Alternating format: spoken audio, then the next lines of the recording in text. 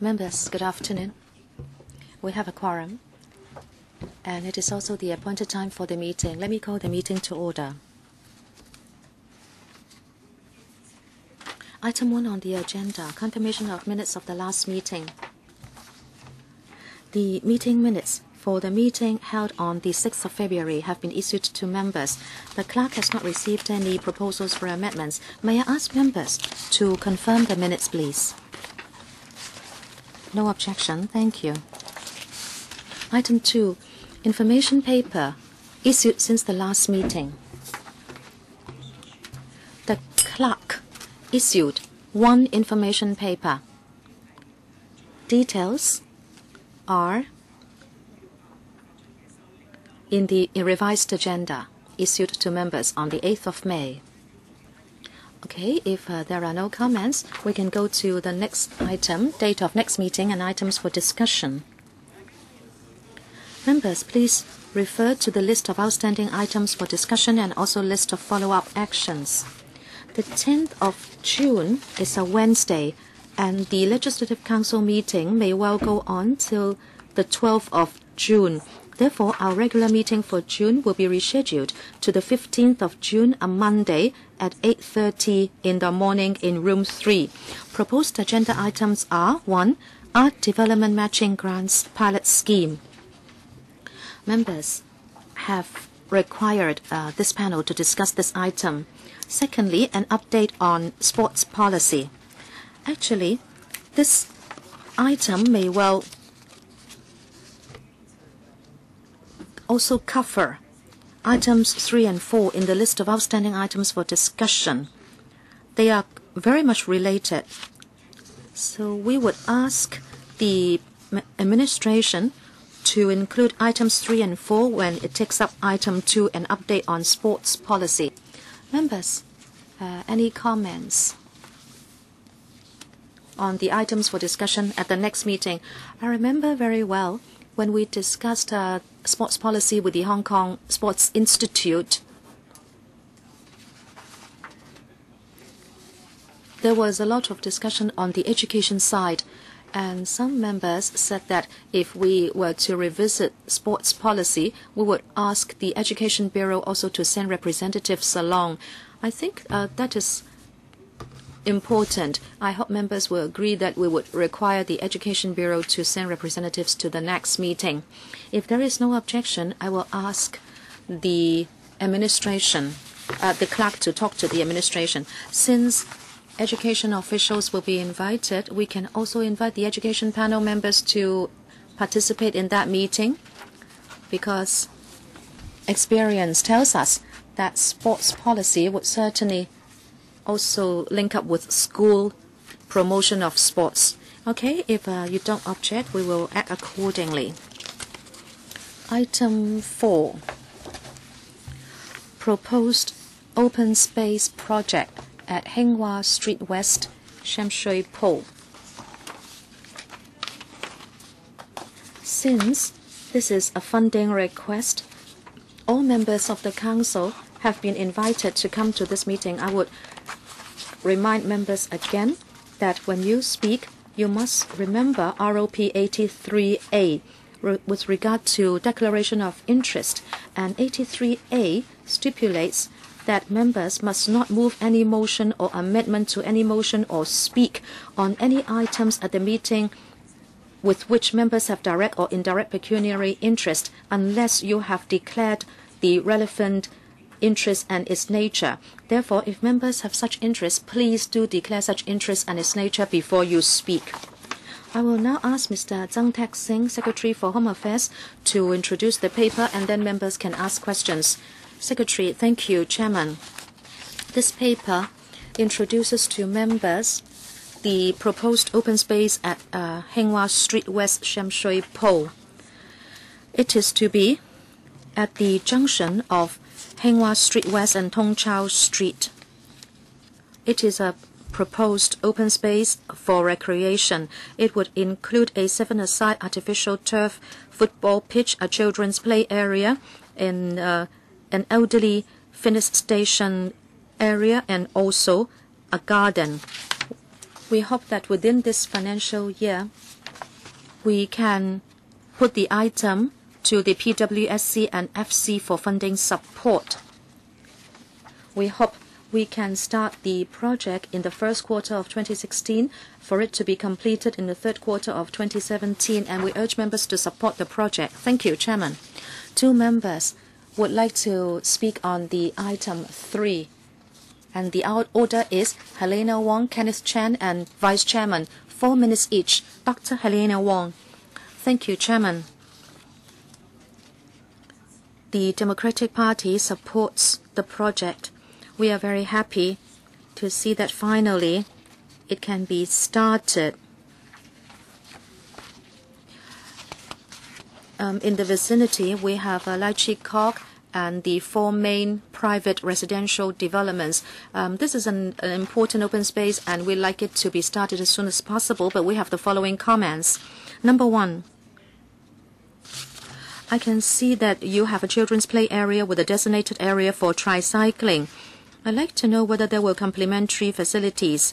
Some children may want to park their tricycle there, so they do not have to move their tricycle around when they want to play at other areas. As you know, in some open spaces, children can, in a way, park their tricycle or bicycle just outside or at the perimeter of the open space. I hope you will give some thought to that. Secondly, do you have a rain shelter there?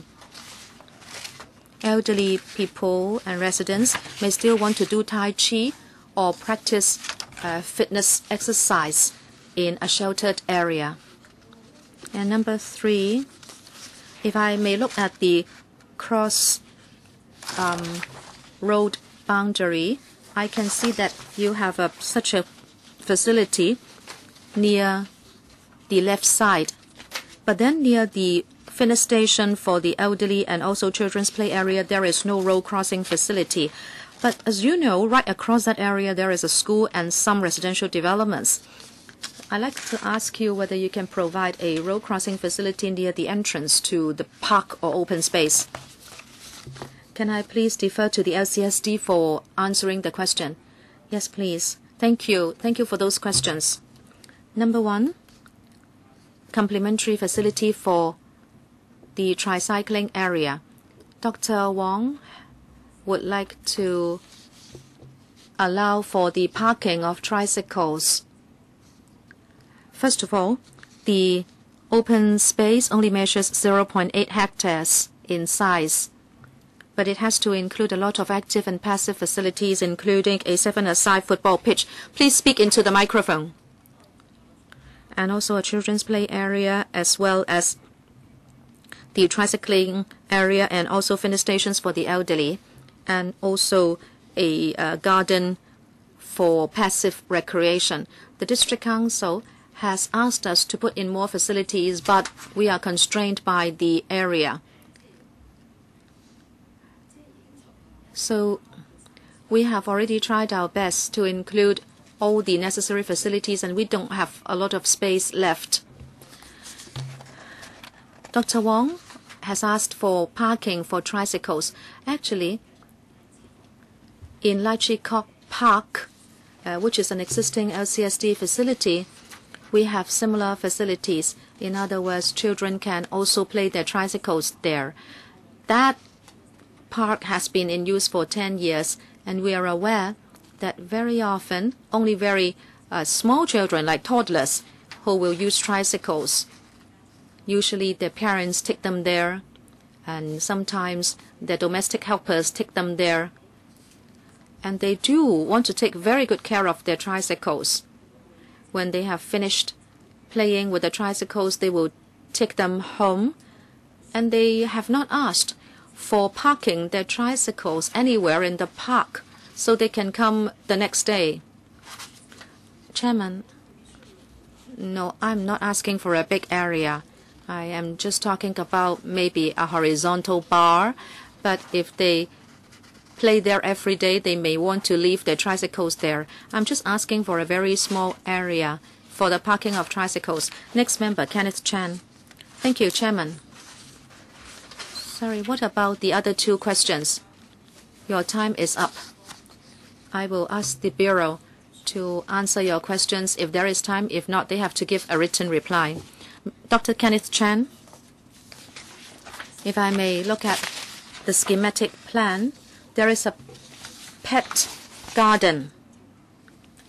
It seems it is to one side with a separate access. I hope my understanding is correct. I think that is an easier design. If you have been to Quarry Bay at the promenade there, on one side there is a pet garden. But users are already telling us, and since I go there very often, I can see that if you have a pet, you can use entrance A, but not entrance B. So to some pet owners, they have to use entrance A for entry and exit, and they are now trying to improve the entrance and exit because the promenade is quite long. However, people would be confined to just one extreme if you have a pet.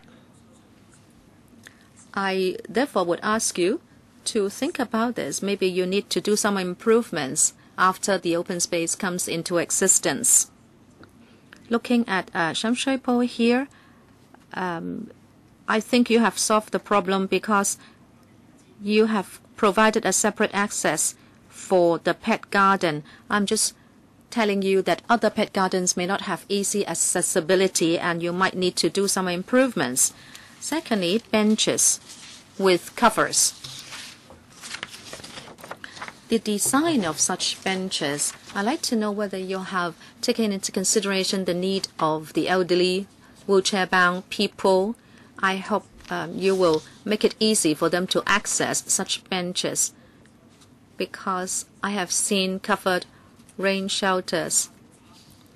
But indeed, there is a big planted area underneath the cover, so no people can seek shelter there. Therefore, I think you need to think about this and how do you make sure that there will be enough seating for people who use the open space. Thank you, Chairman. There are altogether 15 covered seats or arbored seats. There are a number of seats underneath these covered areas. Yes, basically for the elderlies to use and for those who are handicapped. So they are scattered around the pet garden, children's playground. Chair, now for the elderlies, especially when they are wheelchair bound, you will notice that the rain shelter is not really big enough. Now those in wheelchairs will have part of the body sticking out. So it's not really properly covered. So can you do something more in the design? Because Hong Kong's population is aging, and we just like to take better care of the elderly and the handicapped, and also to improve on the harmony between humans and pets. Now, this may not be your main concern for today, but please take it back to see how the users' needs can be taken care of. Okay, so maybe you can contact the members beforehand. Now, Deputy Chairman, Sham Shui Po is an older district. Now, of course, it's good to have a garden of some sort. Now, the facilities are quite comprehensive, taking care of children and elderlies. Now, but do you have any study for the fitness stations for the elderlies? Now, near where I'm living in the Western District, there are many elderlies using the fitness stations, and it's really saturated. Now, you need to have so many apparatus, but the area is not big enough. So if many elderlies go there in the morning and everything is being used, then is there any contingency plan? And secondly, for the tricycling area and the fitness station for the elderlies, now they are right next to one another. Now Ms. Wong was saying, well, you need a space for them to, park the tricycles. But then the elderlies and the tricycles will meet and creating danger. So the tricycles might actually bump into the elderlies. So I just like to ask more about the ingress and egress points. Now, have you discussed the details with the experts or the district councils? In designing the park, we have discussed many times with the Sham Shui Po District Council regarding the facilities and so on. Now, for the fitness stations, we have several sets of equipment, and of course there are residential blocks there nearby, and we know that the equipment will be used. It has a variety of equipment being set up there, and it has an area of about 700 square meters of open space for people to use. Now we will pay attention to the usage rate. Now if the equipment turns out to be lacking, then we can find another spot and to build more. Now, have you estimated how many people can be there at the same time? Now, near where I'm staying, now there are elderlies in the morning. Now, have you done any estimate? How many elderlies can you accommodate?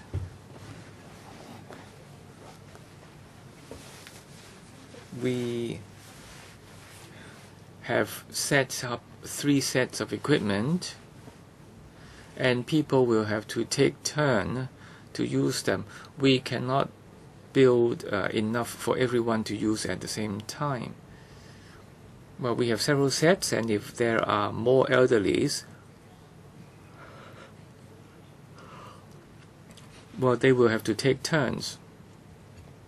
And of course, in the longer run, we may have to add a few more sets.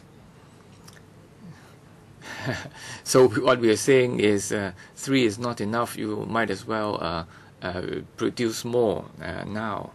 Now, for the park and then the green area, now, is there any shortage?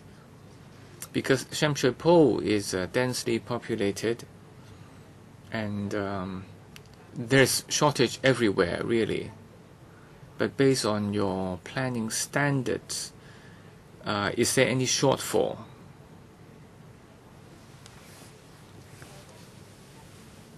Now, are you falling short of something? Because if you take into account the whole area,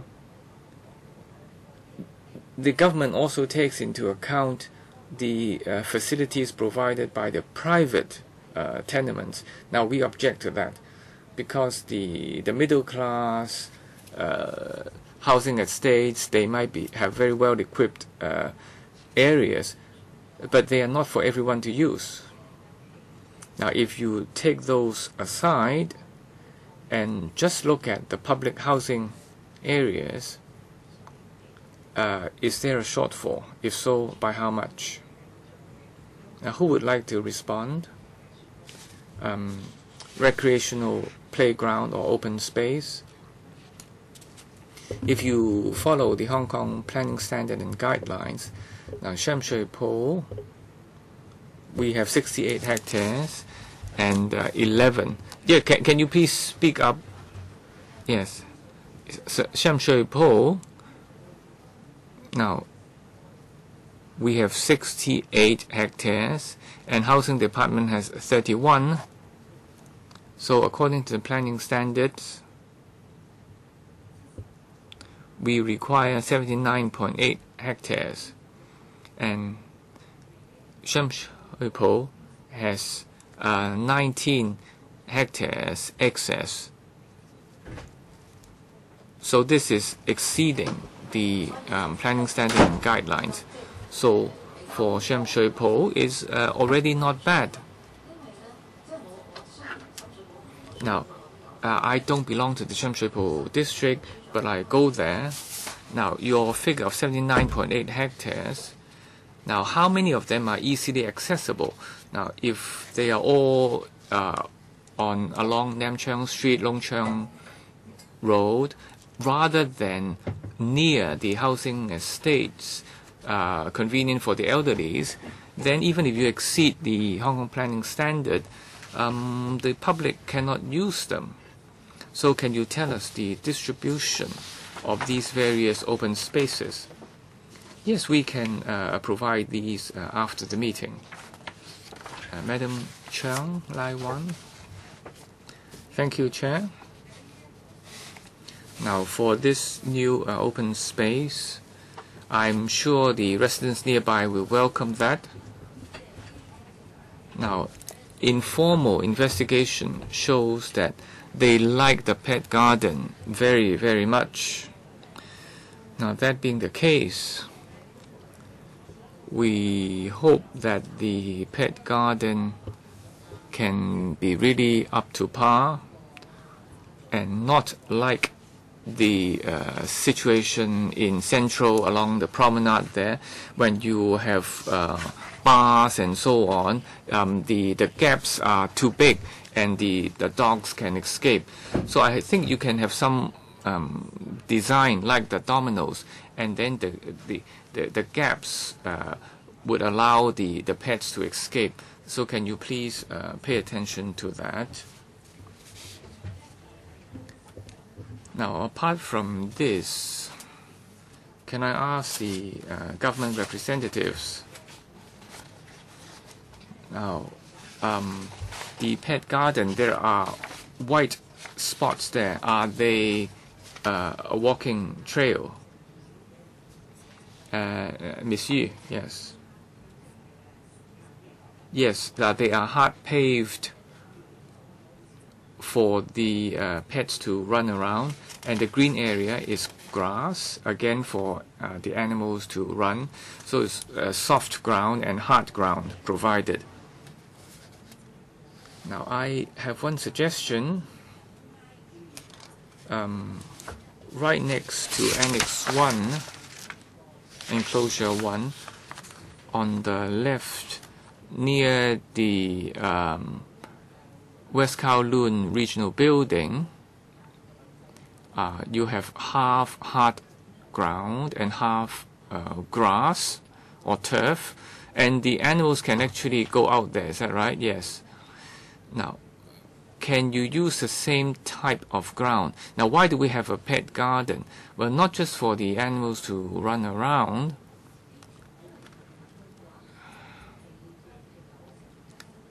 Well, I mean, the animals can actually walk on the pavement everywhere.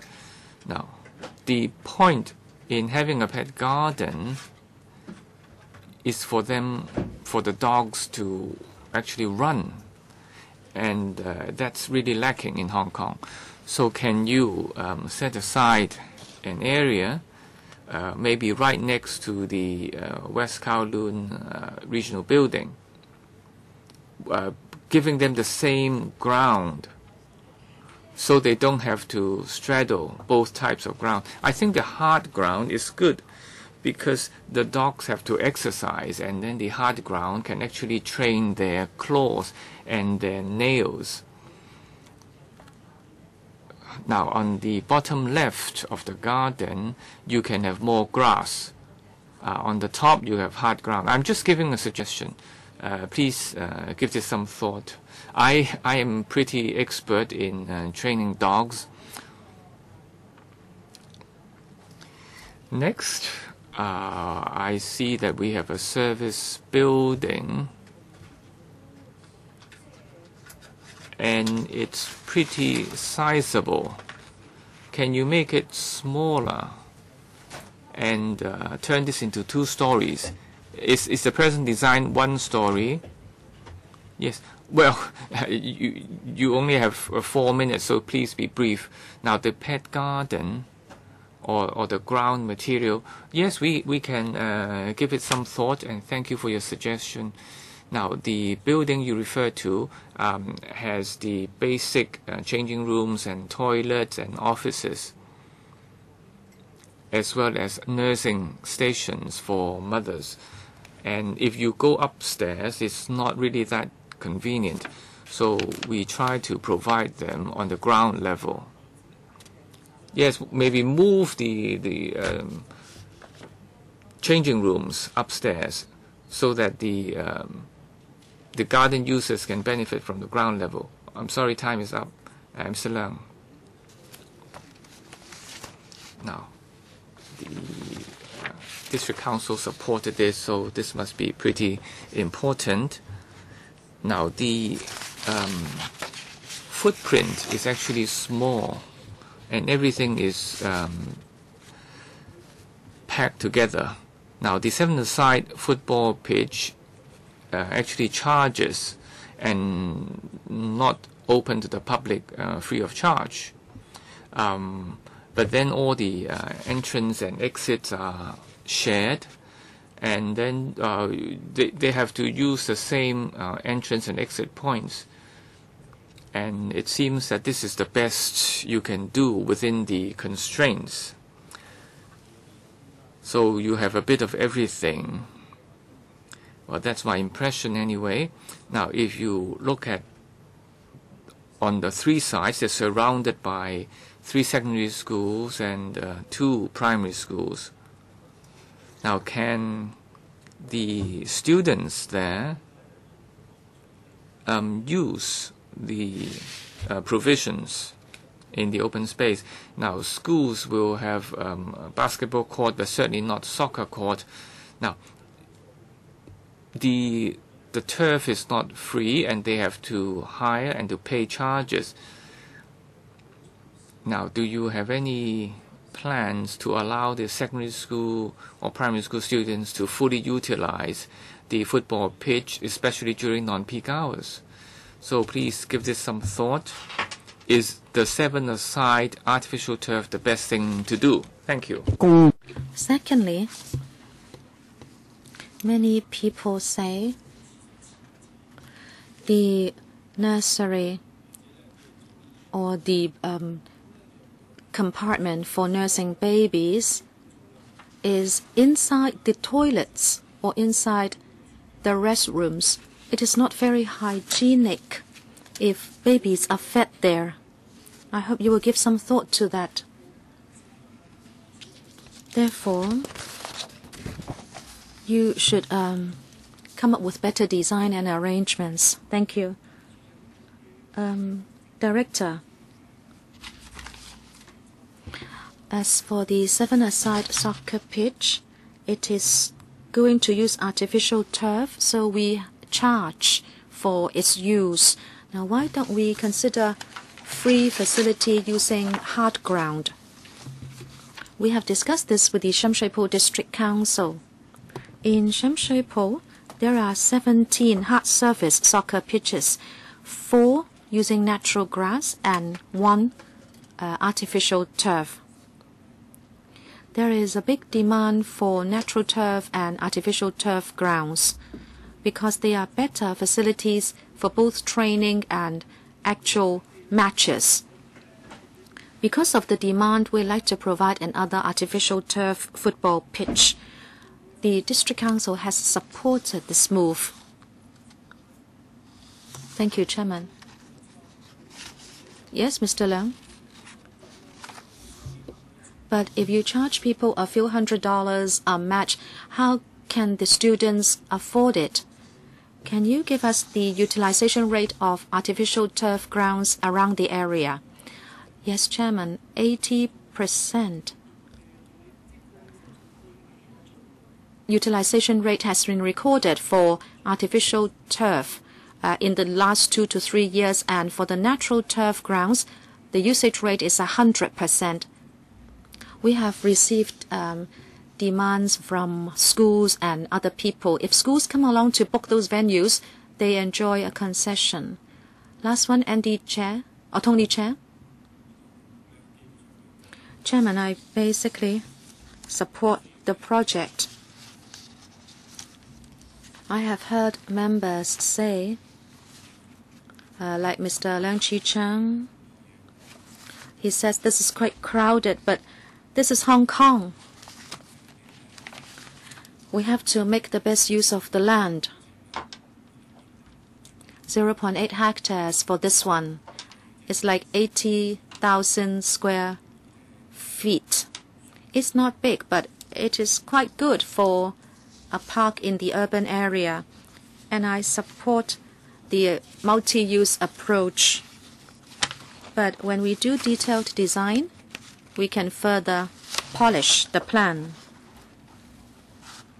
I think the users are not in conflict.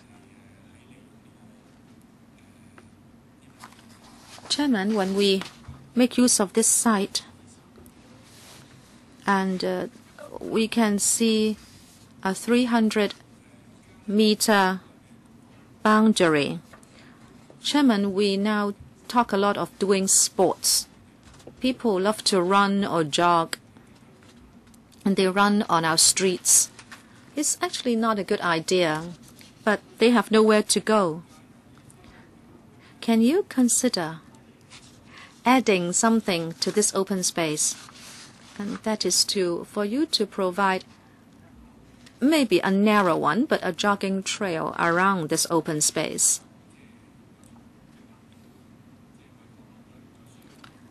It doesn't have to be too wide if you use the right materials. Can you do that? I mean, a jogging trail around the perimeter. And I don't think this use will be in conflict with other uses. I don't know how much you have to cut into the area of the site. I think you can try to incorporate it into the design. There are many professionals in Hong Kong who can give a hand. Thank you, Chairman. Director, have you thought about this? Chairman, thank you. Thank you, Mr. Chair. At the early planning stage, the LCSD has indeed thought about putting in a jogging trail. But in 2009, when we consulted the Sham Shui Po District Council on the scope of works, there were members who said that the jogging trail would mean that all the other uses would be shrunk in size. That is why it was decided then that the jogging trail would not be provided. But in the vicinity, a 10-minute walk away in Sham Shui Po Sports Ground or Playground, we have an all-weather running facility which is free of charge. And also within Sham Shui Po, there are 8 parks with jogging facilities. Thank you, Chairman. Last, Dr. Wong would like to speak for a second round. I give you 2 minutes. You also, Mr. Ma Fong Kwok as well, 2 minutes each, because we have overrun already. Dr. Wong, with regard to the fitness stations for the elderly, if there are just 3 stations, I would object. At least you should provide 6. I think this is disproportionate. You give so much land to children, but so little space for the elderly. In many parks, elderly are already queuing up for the stations. I don't want the elderly to take us to task when we go to visit them. Secondly, the road crossing facility. Near the Pacifica and Liberty, you can cross the road, but near Aquamarine and Lai Chi Kok Catholic Primary School and Hoi Lai Estate, you can't cross the road. Remember, many people from Hoi Lai Estate will traverse Aquamarine to come to the park. So can you consider providing a crossing at Aquamarine where it is close to the Catholic primary school. In other words, you need to provide road crossing facilities on 2 other roads, especially for those who are wheelchair bound. And as you know, there are many people in Hoi Lai Estate. The ASD, Mrs. Yu.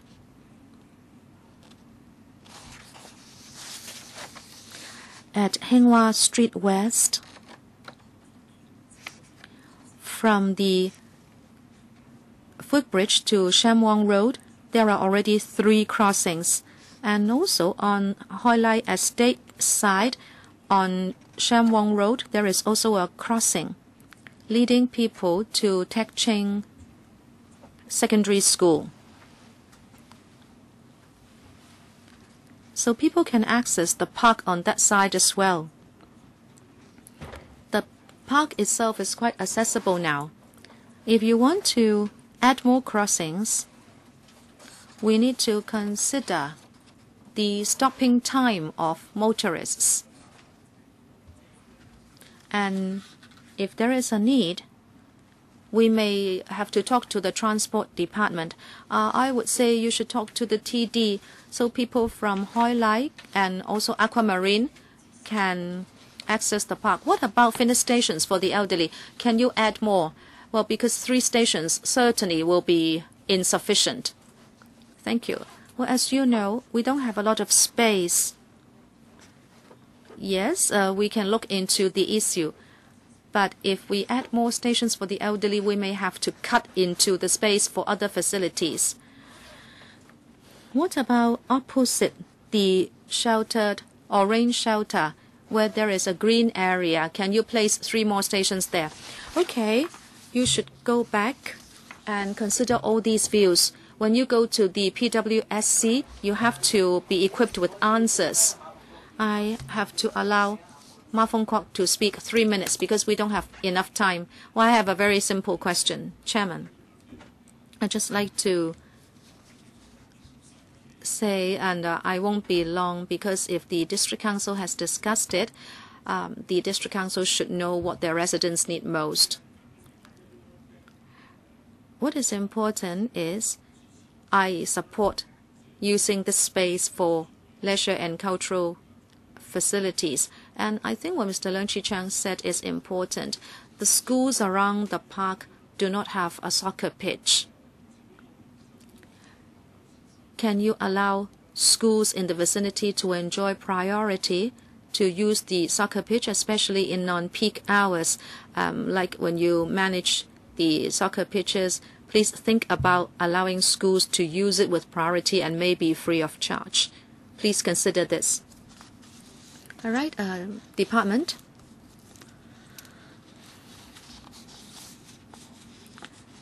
During school hours, we can certainly see if the schools need the recreational facility. We can certainly work with them and to provide concessionary charges. We have asked for figures. 80% usage is not low, but maybe you can try to allow schools to use it so the usage can go up to 100%. This is our common wish. Please respond at the PWSC.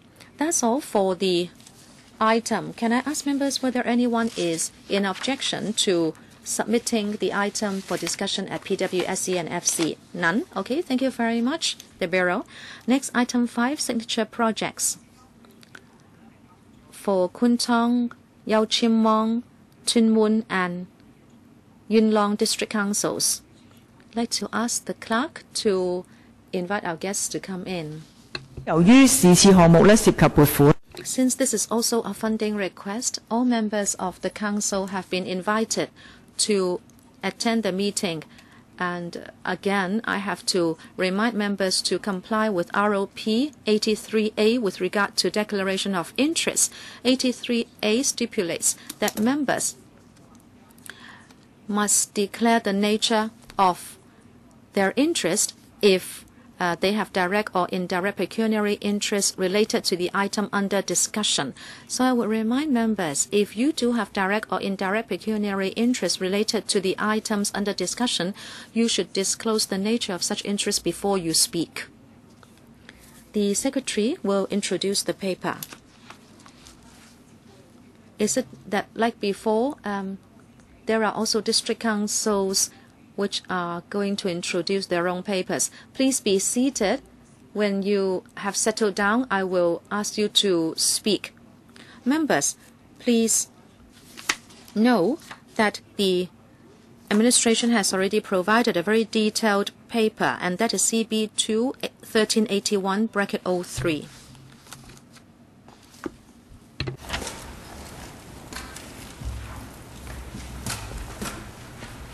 立法會秘書處亦都備擬咗最新。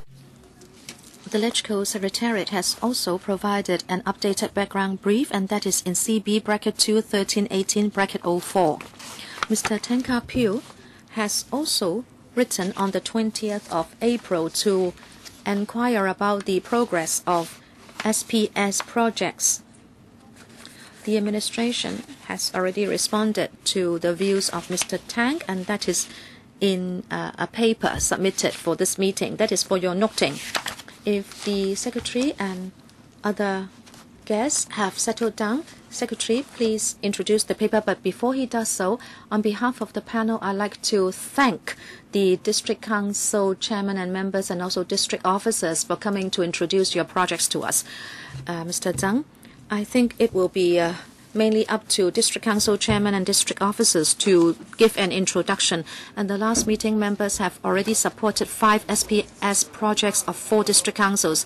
As I said in the previous meeting, all 18 District Councils will be submitting projects, and we will group them in batches to consult members. Today we will deal with the SPS projects of Kwun Tong District, Yaochim Wang District, Tuen Mun District, and Yuen Long District. There will be 6 projects. We expect that before the recess in summer, we will be able to submit another batch of projects for your support. If they are all supported, altogether there will be 20 SPS projects which will be supported by members. What remains will be 7 projects under 4 district councils, and we will move as quickly as possible to submit them in the next session to the council. We are working at our level best in order to seek funding and complete the projects so that members of the public can benefit from them. Can I ask the Kwun Tong District Council, is it Mr. Chan, the chairman, to explain to us the signature project? Thank you, Chair. Members, now today I'm happy to introduce to you the 2 signature projects in Kwun Tong. Now we have $100 million, and we have set up a group of members collecting views from the public, and we have consulted area committees for the district council to discuss. Now we have received altogether 16 preliminary proposals, and we have paid site visits and public discussions, and we have come to a consensus to earmark 40+ million to do at Shongyan Street a construction of lift tower to facilitate those living higher up. Now, as you all know, Kwun Tong is a densely populated area with 0.63 million people and a lot of elderlies, well, 16.7% to be exact. So we are being called an old or elderly district. Now, those living up the mountains, we want them to integrate into society and have access to Kwun Tong Center. So we are proposing the lift tower to link Shongyan Street and Hong Ning Garden or Hong Ning Road Recreation Ground. And then we have Hong Li Road and various other places near Shong Ning Street. Again, there are a lot of elderlies. If they want to go to the Shui Wall Street Market or to Yumen Square or the Kowloon Tong MTR station, they have go via the HNRRG, which is a steep gradient. So very difficult for the elderlies, and some of them may actually slip and fall. Now we want to provide a barrier-free access, and to make it easy for the elderly, as well as the disabled, or also those with baby chairs, prams, and so on. So we are proposing a lift tower project as one of our signature projects. Now, the remaining 50+ million, now we are proposing a music fountain to make the area more energetic and to provide suitable open space. And this has come into effect in 2010, already being very, very welcome by those working population. And every month we have more than 30,000 people frequenting the area. And in weekends and so on, we have a lot of recreational activities. Now, the second stage, when opened, will provide 1 kilometer of corridor of open space, and then to facilitate those living in the area to enjoy the area, we are proposing a fountain and other water features and light features. Now, this will enrich the overall experience of people living there, enjoying the Victoria Harbour. Now, again, being a very congested area, it's very rare to have a waterside area to allow children to play in recreational areas with water features. And then there are more and more people wanting to play or even provide cultural activities along the water promenade.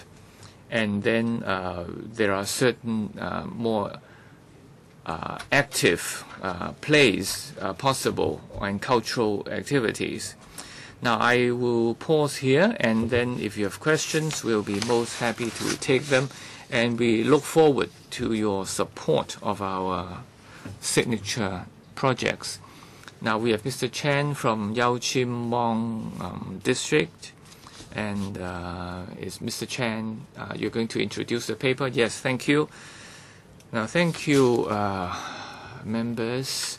Now, I'm seeking support for our signature project, and we call it the Multicultural Activity Center, or MAC. Now, according to the latest census, 12% of our population is non-ethnic Chinese, way higher than the territory average. Now, for Indian, Pakistani, Nepalese, Thailand, we again are the top in Hong Kong.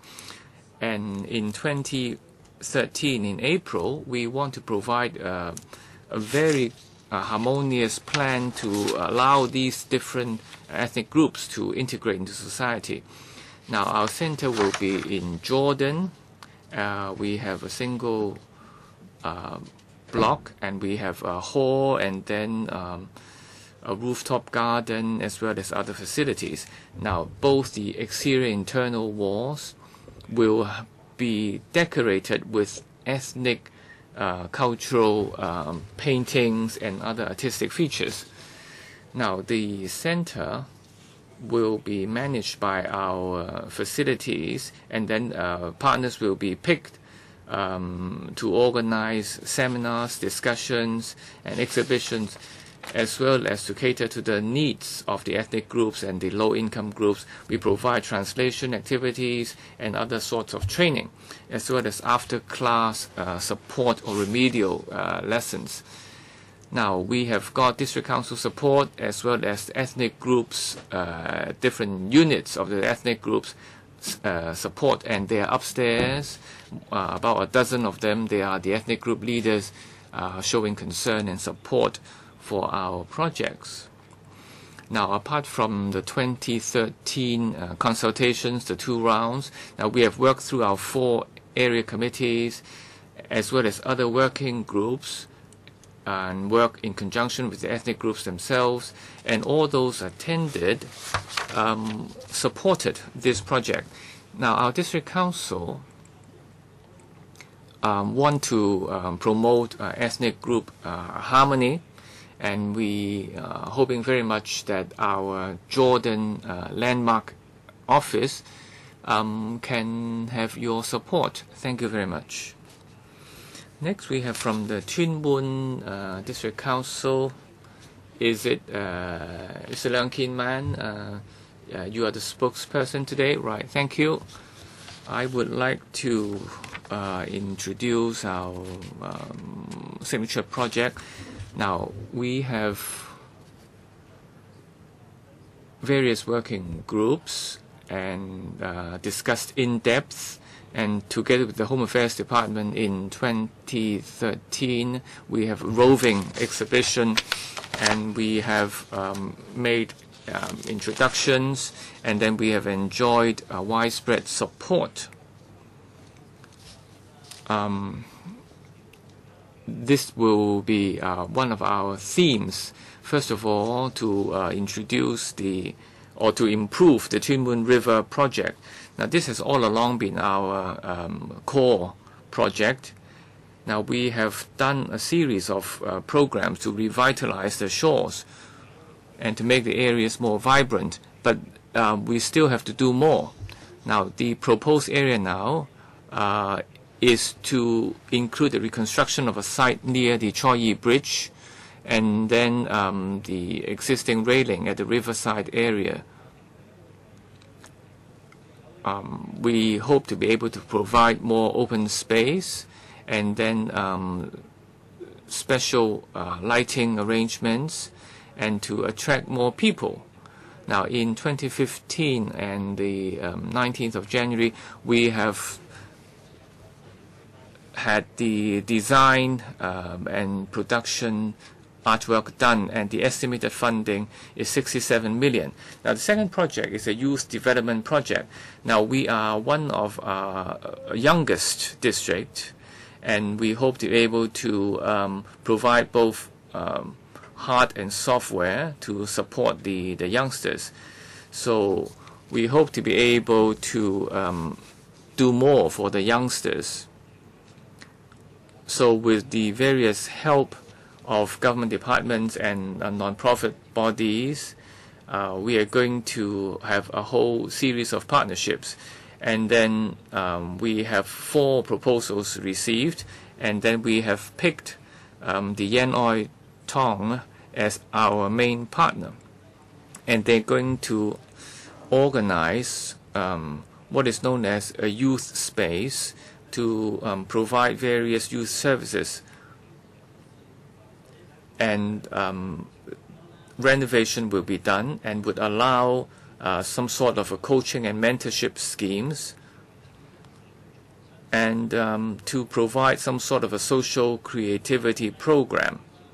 And we are proposing $30 million for the Yen Oi Tong project, and 26 million of which would be used for the youth space program over a period of 6 years. And the remaining 3.7 million would be for renovation and then hiring consultants. So the Tuen Mun District Council, with members from different political parties, all support the program. So we hope to be able to have your support to have our youth development project as well as our Tuen Mun River project materialized. Thank you. Next we have Mr. Leung Chi-Cheung, Chairman of Yuen Long District Council. So I'm happy to introduce our signature program, and you can look at our enclosure 6. Now we are the top. We are the number 3 in terms of different ethnic groups, and in 2021 we will become the number 2 in terms of ranking. And because of that, we're going to have a lot more support needed. Now, in order to achieve that, in April 2013, we have done widespread consultation, listening to members of the public. And our overall majority supported one activity, which is a building of multi-purpose. And we want this to be sustainable and then to meet the needs of the residents. And also we have got some sort of proposals, and through fair discussions we have picked our signature project. And it's going to be self-financing, and then we want to work for the benefit of the new immigrants, the youngsters, as well as the ethnic groups. And we have a monitoring body, and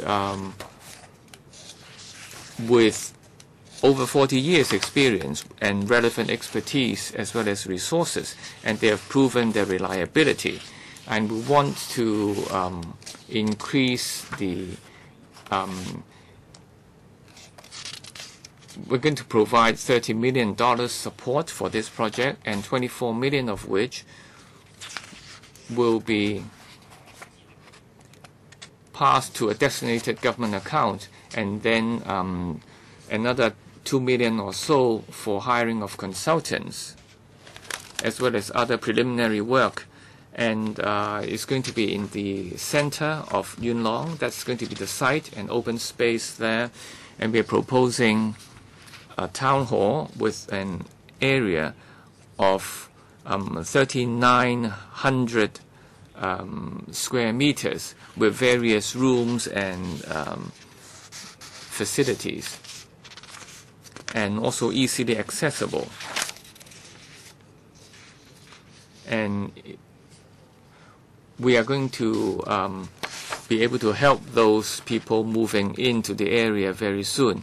Now, we reckon that work can start in 2016 to be finished by 2018. Now, when completed, the expenditure will be done by the monitoring group, and we have very strict monitoring measures to ensure that this is value for money as well as being answerable. And we have a tripartite government body looking at all the performance-related areas and to look at all the design as well as the day-to-day operation. Now, membership will come from the District Council, relevant government bodies, as well as the Yuen Long Town Hall Management Committee. And then the government will also have a treaty with the governing body with all the details as well as penalty clauses. And there will be periodic reviews, and we have already got agreement principle by the government departments. The DC will continue to ensure quality of the works and also quality of service. I will urge members to support this Yuen Long SPS project. Thank you. I'd like to understand how many members would like to speak. Please indicate. 4分鐘啦，我哋好嗎？ 4 minutes each. Dr. Helena Wong, Chairman. I'd like to talk about the Yau Chim Mong District, the Multicultural Activity Center.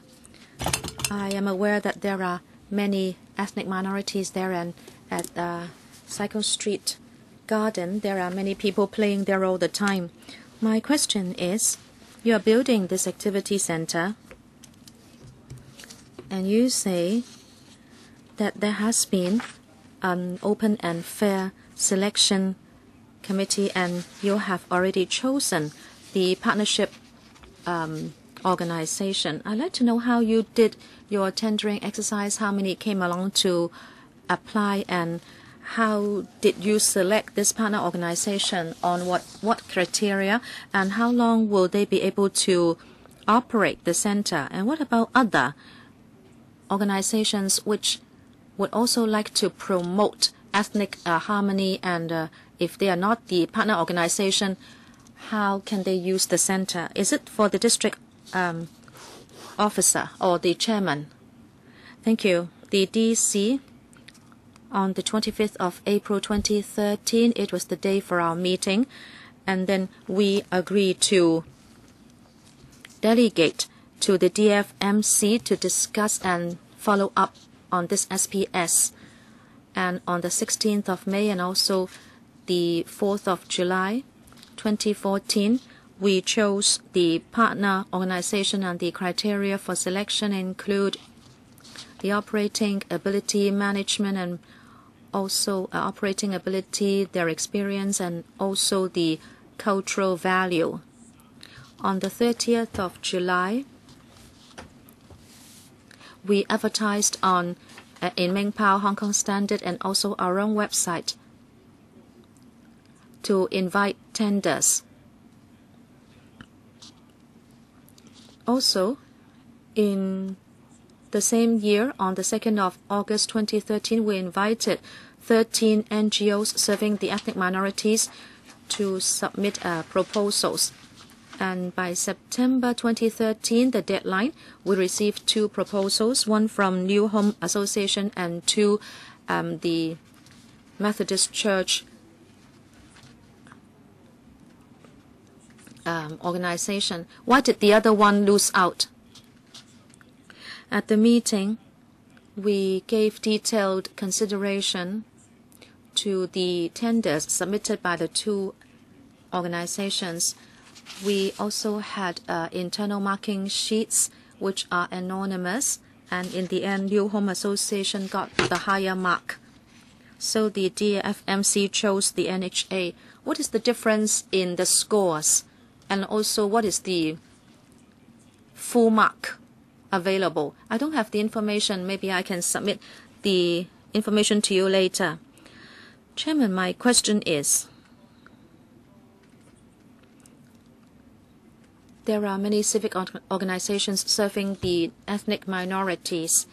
If this is an activity center that emphasizes multiculturalism and diversity, however, it is only managed by one organization, and I'm afraid other NGOs will not be able to contact their service targets.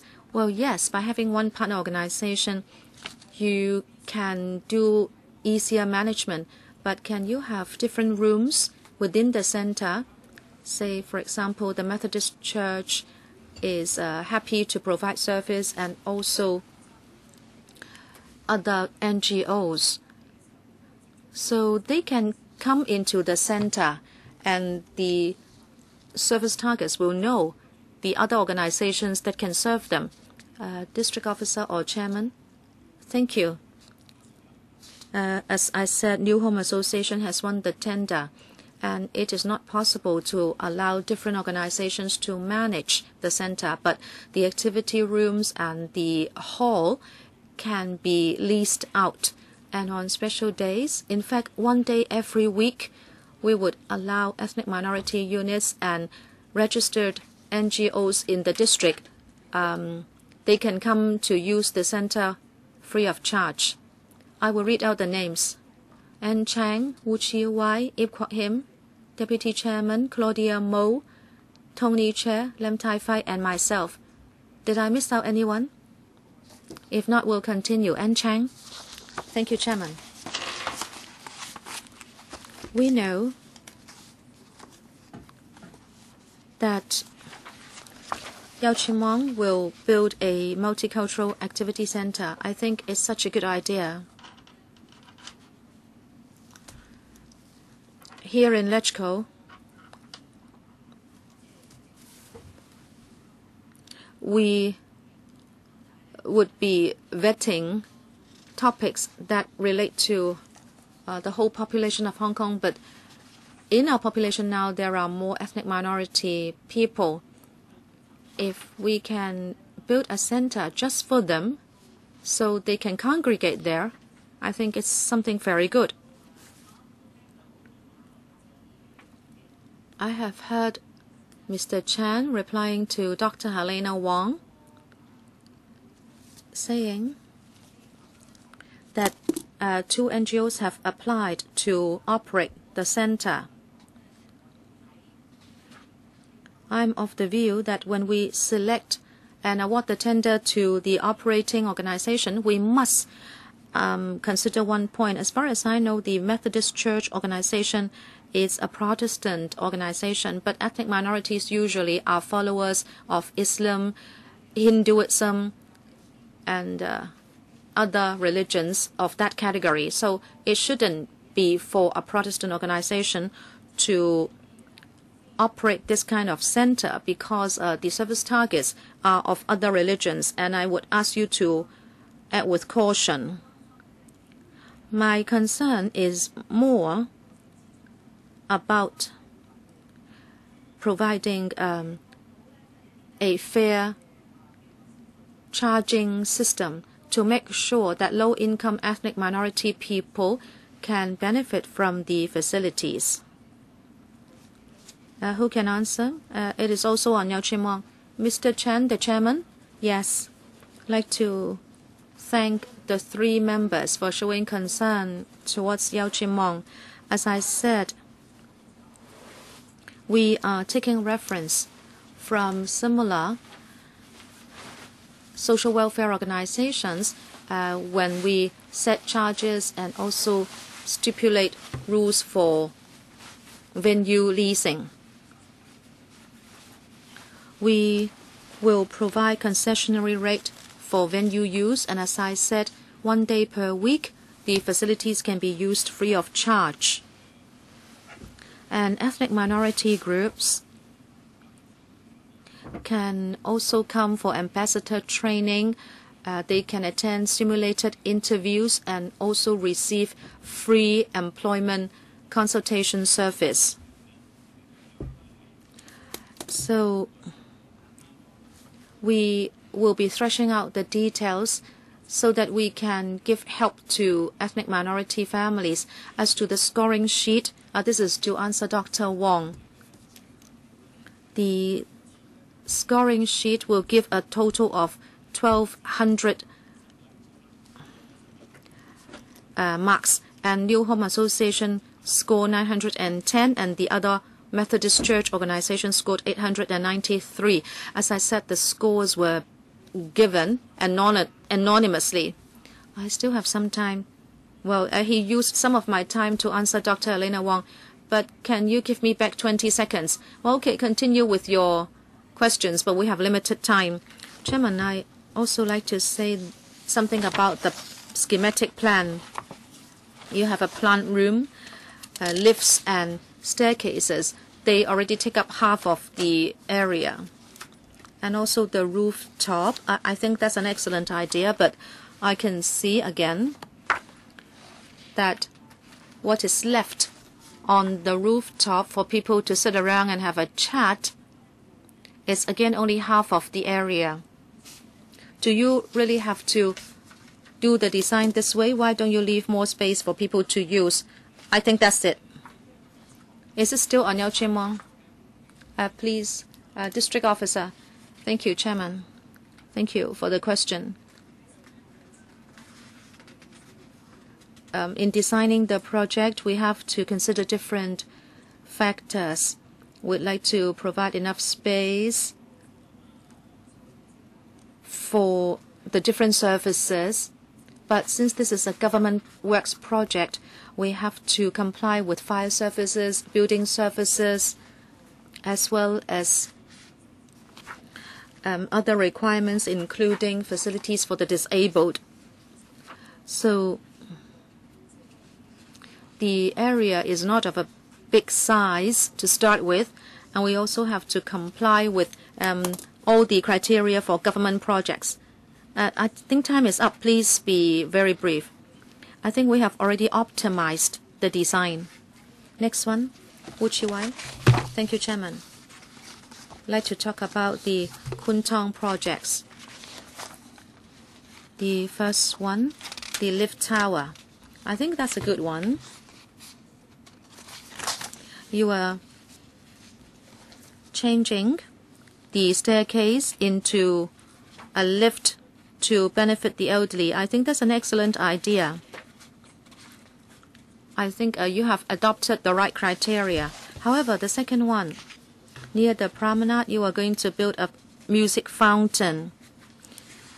I like to say I don't support this project because this area is actually a grassland.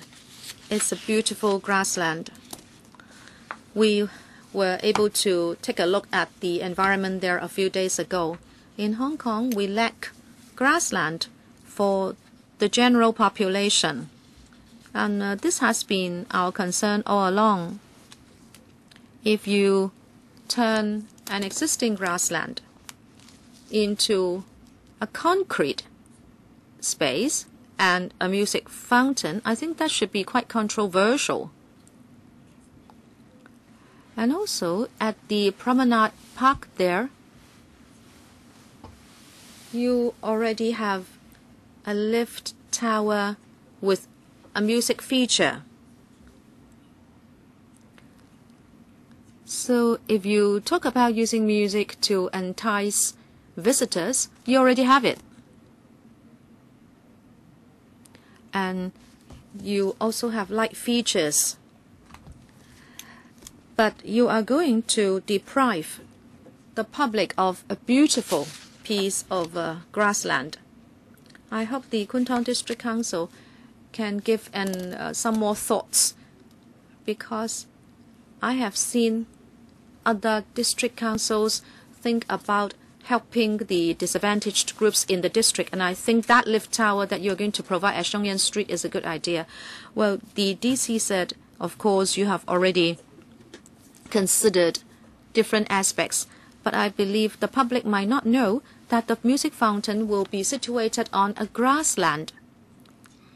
You are spending tens of millions of dollars in depriving the public of that grassland. If the residents know about this, I'm sure they would have different views. Can the Kwun Tong District Council take another look and confirm whether this is the best choice? Thank you.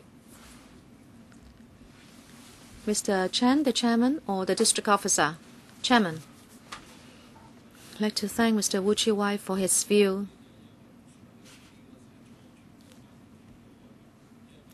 We don't want the grassland to stand in the way of stage 2 because the public are waiting honestly for it. Bye.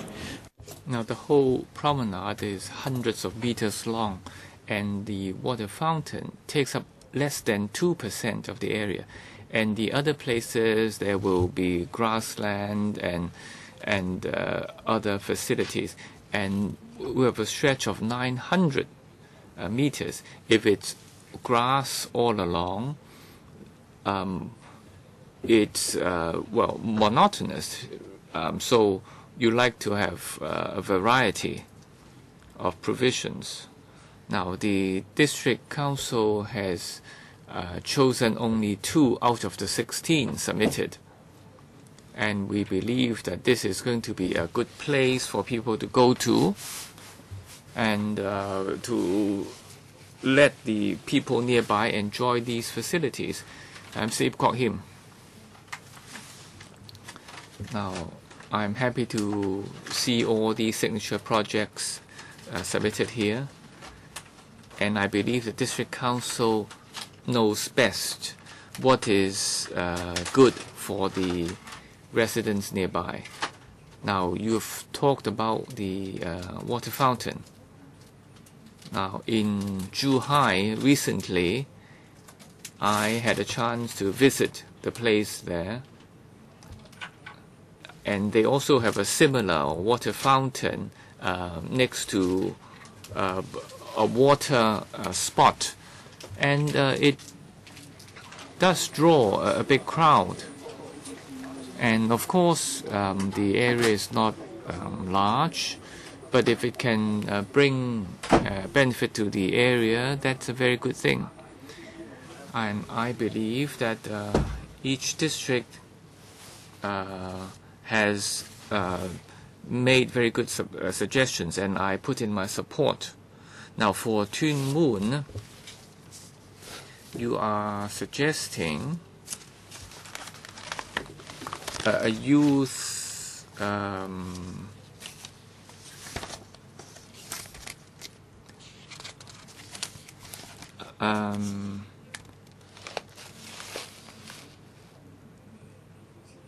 a riverside park. So this is a kind of a park, right? And is there any urgency for this? And is this the best location possible? Now has the government itself, especially the LCSD, is it because they are not providing enough such facilities? Can you tell us why you've chosen this spot, the Commissioner? Now, for the Tuen Mun area, now I believe you are talking about the existing idle land near the Choi Yi Bridge.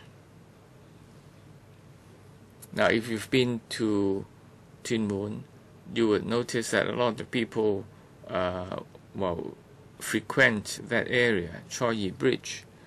At the moment, it is an idle piece of land, and residents nearby cannot really make good use of that piece of land. And along the Tuen Mun River, we have done some beautification work, and in a way, the proposed project is a continuation of what has been done before. And the District Council wants very much to have this area open to the public. And the LCSD already has other projects being done, and we are doing something to synchronize with theirs. Now we are turning some active facilities into passive ones to allow the people there to enjoy the facilities using the riverside for recreation. So LCSD already has planned for this, and this is only to expedite the plans. Am I understanding you correctly? Now, Chair, now the LCSD does not really have plans for that area, but on the other side of the road, the LCSD will construct another project, recreational ground. But for the site in question, the government department doesn't have any special plans yet. The Vice Chairman, yes, I am in favor of the music fountain. Now, because, to be frank, in Hong Kong we lack these landmark features. I have been there, and there is a ferry terminal, and during sunset it's quite a nice area, but it's a bit dry. But I think a music fountain would be good. Now I reckon many people would go there to visit and even to spend, and will stimulate the economy. Of course, there are pros and cons. Now, in public holidays, there will be many visitors. Now, what about traffic arrangement? At the moment, it's not too crowded. I understand. Now, in To Kwan, there would be a lot of tourist coaches. Now, but will these coaches go there? I think we should plan further ahead. Now, will that become a loading and unloading spot for the tourist coaches? Have you discussed with the police? And when the fountain's completed, how many people will go there? How many vehicles will go there?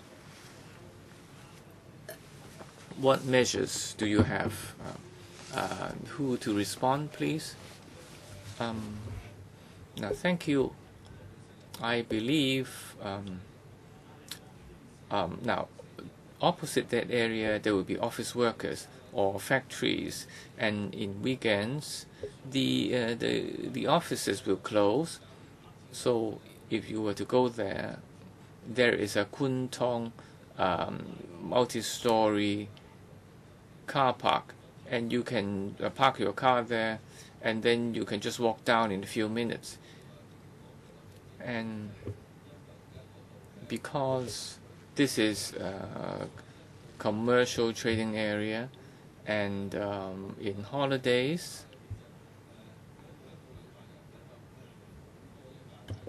many families will go there, and that's why we want to have water feature for the young people. Now for traffic, yeah, we'll keep in close contact with the police, and there are new projects being built, and I believe there will be parking spaces too. Yes, for private vehicles there are a lot of parking spaces, and in Kowloon East they also have a plan to allow the coaches for them to load and unload. Yes. Now on the greening issue, now grass or turf is one thing. What about trees? It's a good thing to plant more trees. Now with the music fountain, and if you have more trees, it will look really nice. Do you have such plans? This is a windy area.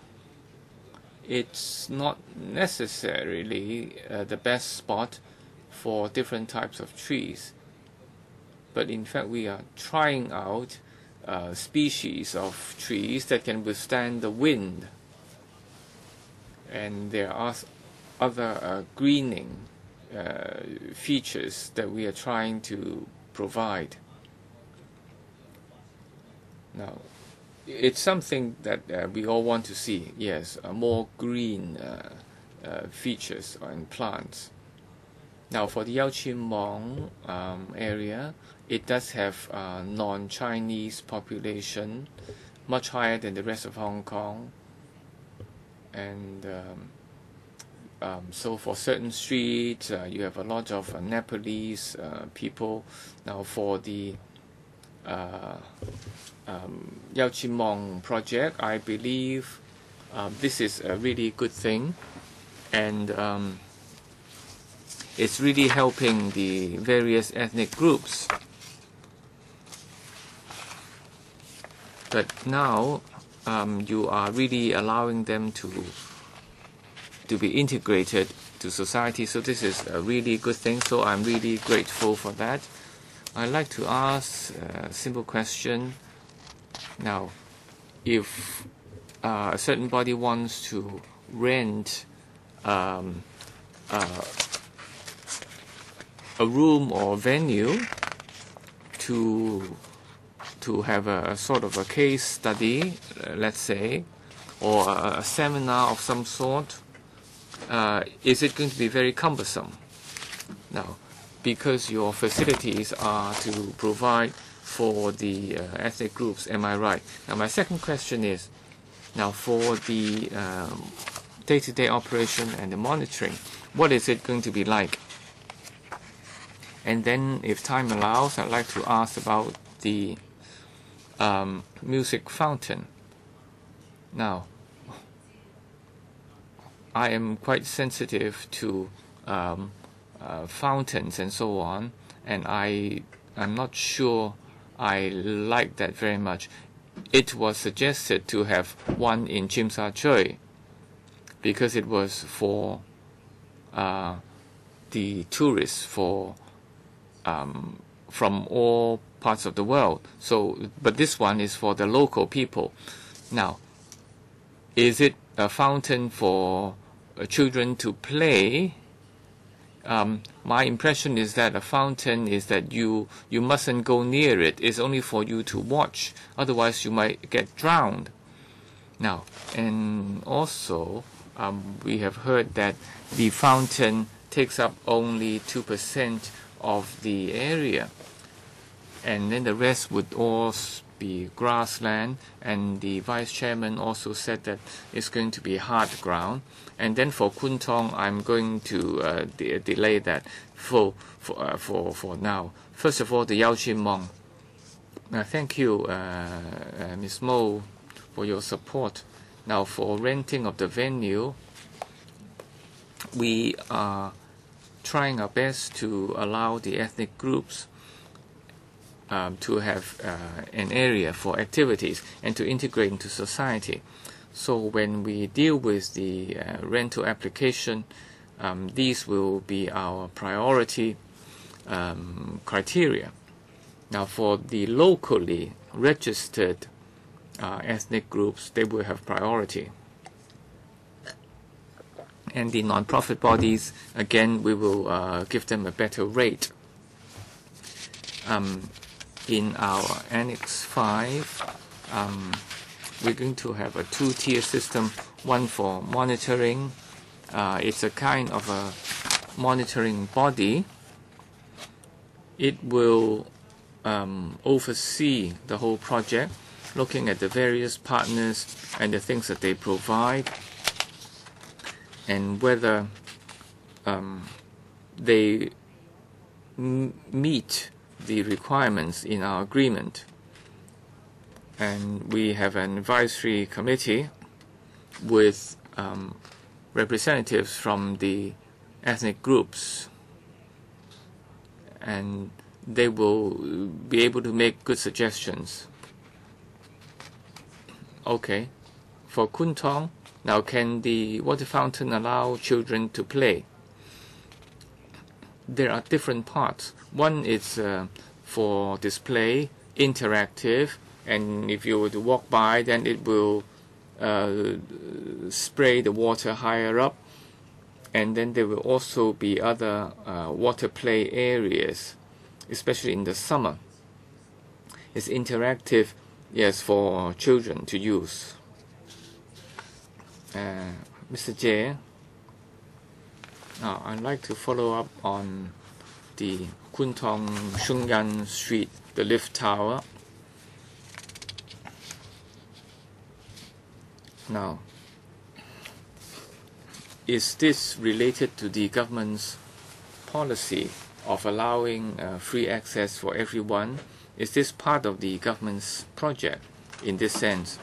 Secondly, for the Yau Chin Mong Multicultural Activity Center, if you look at Annex 5 of Enclosure 3, it mentions certain convenience shops and then coffee shops.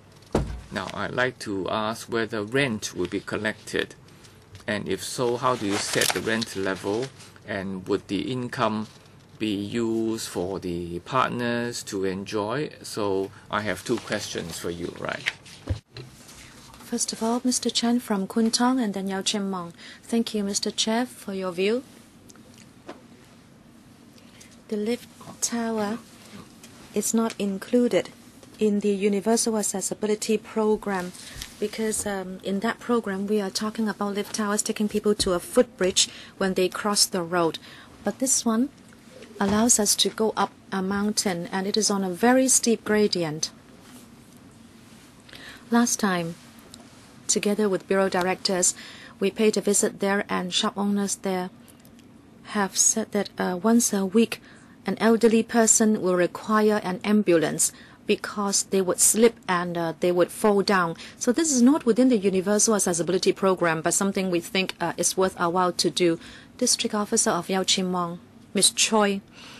Thank you, Mr. Chair, for your question. At the ethnic minority shop, the convenience shop, and also the coffee shop, people will be charged market rent. Especially the ethnic minority shop. It is actually a business plan. Through training programs offered by the center, we'd like to train up ethnic minorities to start their own business, and the shop is an experiment project. So we're going to charge near market rent so they will get a feel how business operation is. The rentals collected will be plowed back into the activity center by New Home Association. As we said in the paper, this will be a self-sufficient project. Next. Sorry, I still have time. Can I please follow up? Yes. Basically, I support these projects. But I'm concerned about future maintenance and repair. If there is a partner organization, then policy-wise and theoretically, the partner organization should take up the maintenance cost. That is why I was asking where the rentals collected will go. Some papers will mention how much money is put aside for maintenance and repair. I hope the government can comment on this. I don't know whether every district has thought about maintenance, like the music fountain in Kwan. You need to maintain it. Maybe that is done by the government because there is no partner organization. I think the government should take a closer look because we want these projects to be sustainable. I hope you will have put aside enough money for maintenance. That is an important question. I will ask the Bureau to respond. Under our policy, if there is an NGO, which is a partner organization, then the physical structure will be maintained by the partner organization. The operation mode should be one of self-sufficiency. Therefore, in the project, they should think of ways and means to create income so the project can be sustainable. Next one. Priscilla Leung. Thank you, Chair. The Yau Chi Mong District proposes to build a multicultural activity center. I support it and I'm very happy to see this. This time around, we can really direct resources to benefit the ethnic minorities. I remember we have said many times at the Council, and also many deputations come here to say they are Hong Kongers. Sometimes we call them ethnic minorities and they are not happy about it. They regard themselves as Hong Kongers because they have been here a few generations. Many of them use very good Cantonese. I'd like to ask a few questions. Some Indian friends have said this to me. They say that Indian films fetch a particularly high fee. They have to pay dearly for an Indian film, and they don't have a venue to show those films. Also, if they want to hold activities for their own people, they have to come here to ask for our help. They may want to book, for example, Butterfly Valley with the LCSD, but they are not entertained. I'd like to ask the Bureau Director to take a look. And I'd like to ask you whether the situation has improved. If in Yau Chi Mong there is the center, I hope it will be a pioneer in improving services for the ethnic minorities. So I'm very happy about your decision. Also have a question for the music fountain. I would like to promote a water-friendly culture. In Kowloon West, we like to link up with Kowloon East, and I have been to Kwun Tong to look at how people jog along the waterfront. I've been to the mainland and overseas. We see very good water-friendly culture there. I've been to Nanchang on the mainland, and every night at 8, the water fountain will play music. Well, it is a 3rd tier, 4th tier city, but it's very buoyant. People would be performing, and different organizations, even disabled people, would perform. I can see a very strong sense of belonging amongst those people. Will you do the same at the water fountain? As the director is here, we can ask the Bureau to support a water-friendly culture. The promenade must be joined so that it can have vibrancy. I would ask you, therefore, to roll out more activities along the entire promenade in Hong Kong, but it must be led by the HA Bureau. Can I have an answer about the showing of Indian films? You just support the Yau Chim Mong project, right? Kwun Tong, Mr. Chan. We think the Kwun Tong Promenade is a very good place to go. Even if you go to phase 1, which measures only 200 meters, we can see families are enjoying it. We are going to build this water-friendly culture because the children can have a play area, and also if you look outside from the cruise terminal, you have to provide the lighting in the night so as to make it attractive. And also on the two sides, we are blowing out steam to make it more attractive. Mr. Ma Fong Kwok. Thank you, Chair. These projects have been discussed by the DCs and they are products of consensus, so I will support them. With regard to the Yau Chim Mong Multicultural Activity Center, I think it's an excellent idea. I think we have lagged behind demand so far. And if this is now proposed, I'm sure we are going a step closer to better integration. You will have $2 million for maintaining the center for 2 years, and it is hoped that in the end it will be self-sufficient. But I'm worried because I can't see any feasibility plan. I don't know whether it has been submitted to the DC.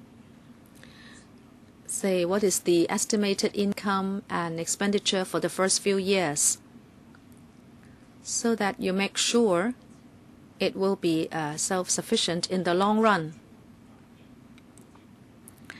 I don't know whether the government will have to step in and support it if it fails, but you have positioned it to be self-sufficient. So what is the feasibility?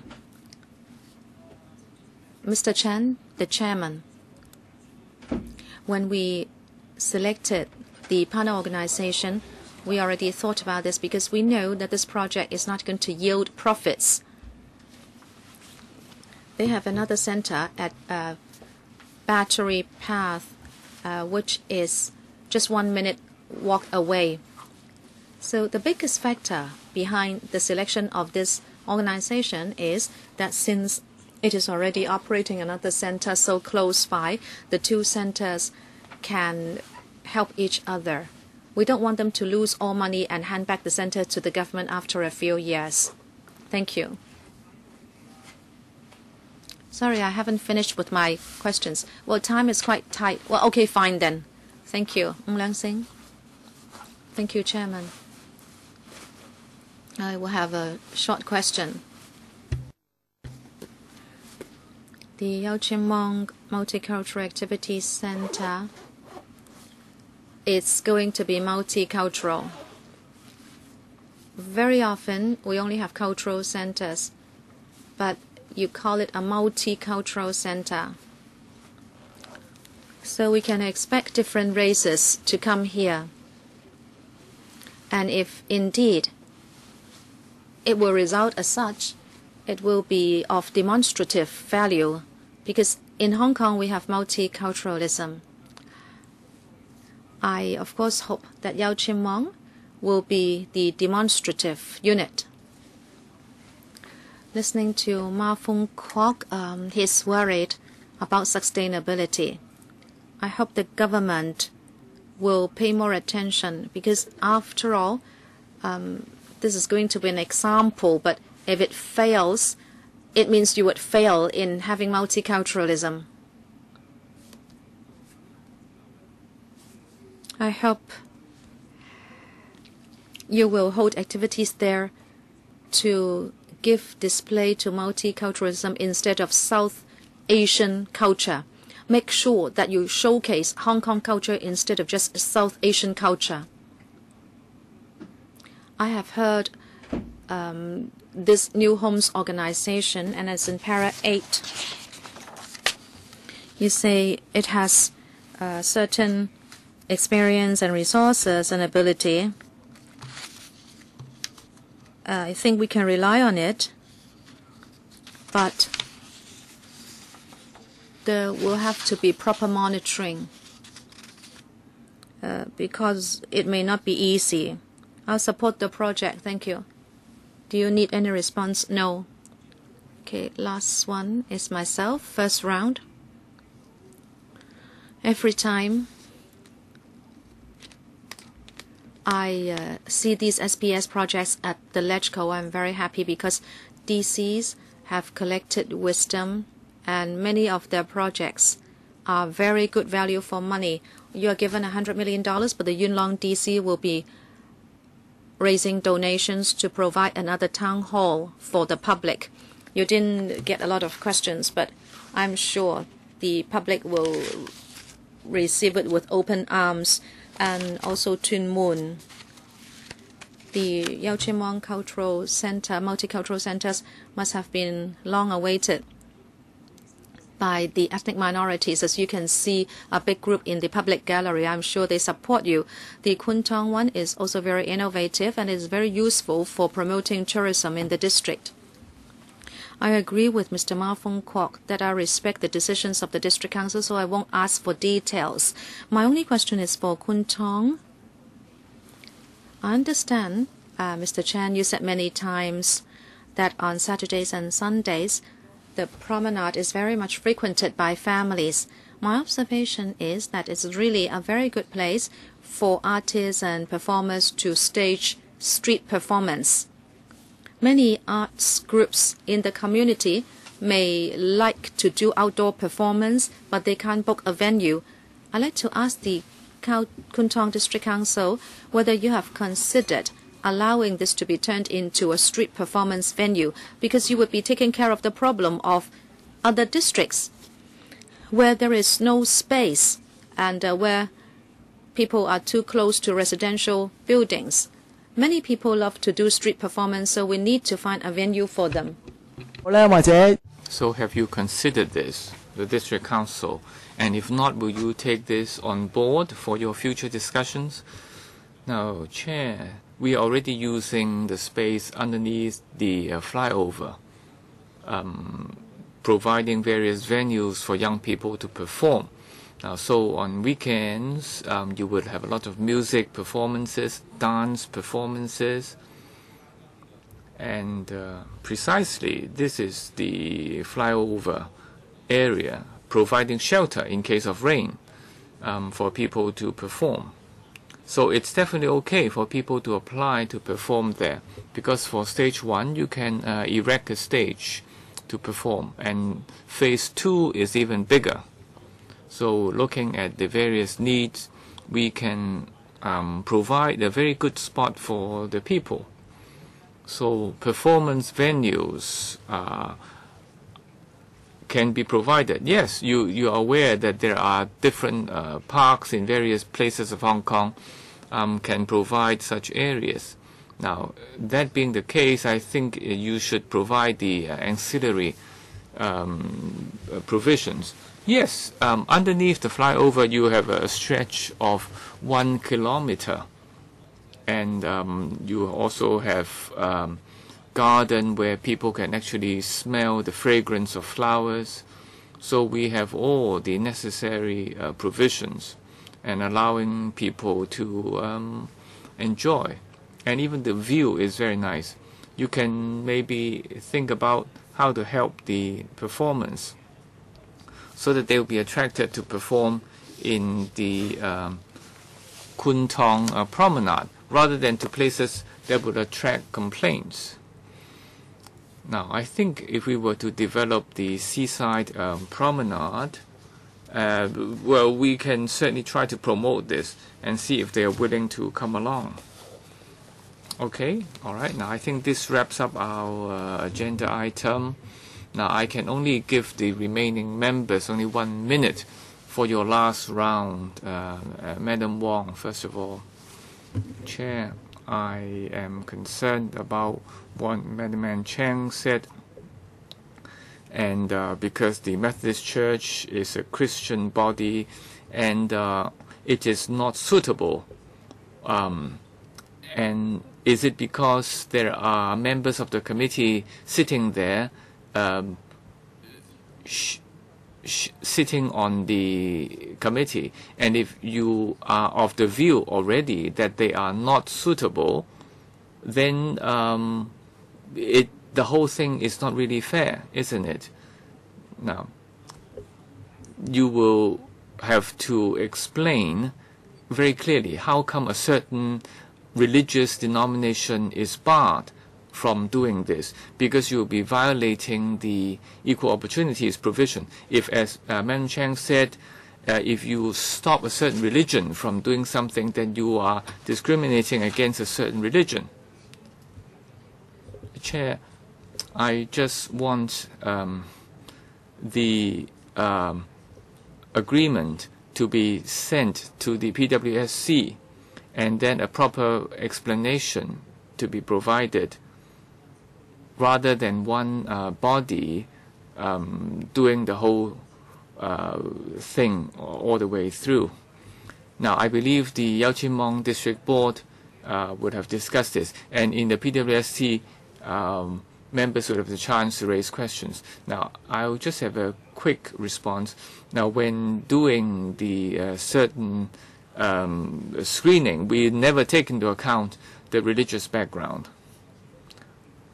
Now, these are non-governmental contracts that we come across sometimes. Now, in the PWSC meeting, can you tell us the expenditure for this particular item? Now, they have asked for a consultancy fee of 100 million. Now, can you give us a fuller explanation? Because this is not being done on a pro rata basis, but for every project, well, we have this particular item. Can you please explain? And going back to the Kwun Tong District Board, the music fountain. Now, this is my personal hobby horse, if you like. Now, the flyover issue already takes up a big space or area, as the chairman said, and resulting in a lot of activities.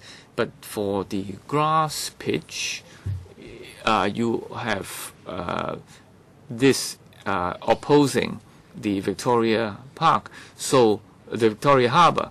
So that would be a good combination, you know, the grass as well as the Victoria Harbour. Now, Ms. Chang wants to respond. I give you 1 minute. I have to be fair.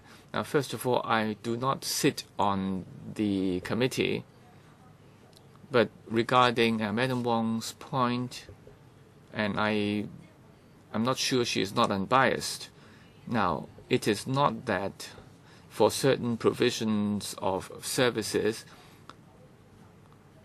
a certain religion cannot serve other religions.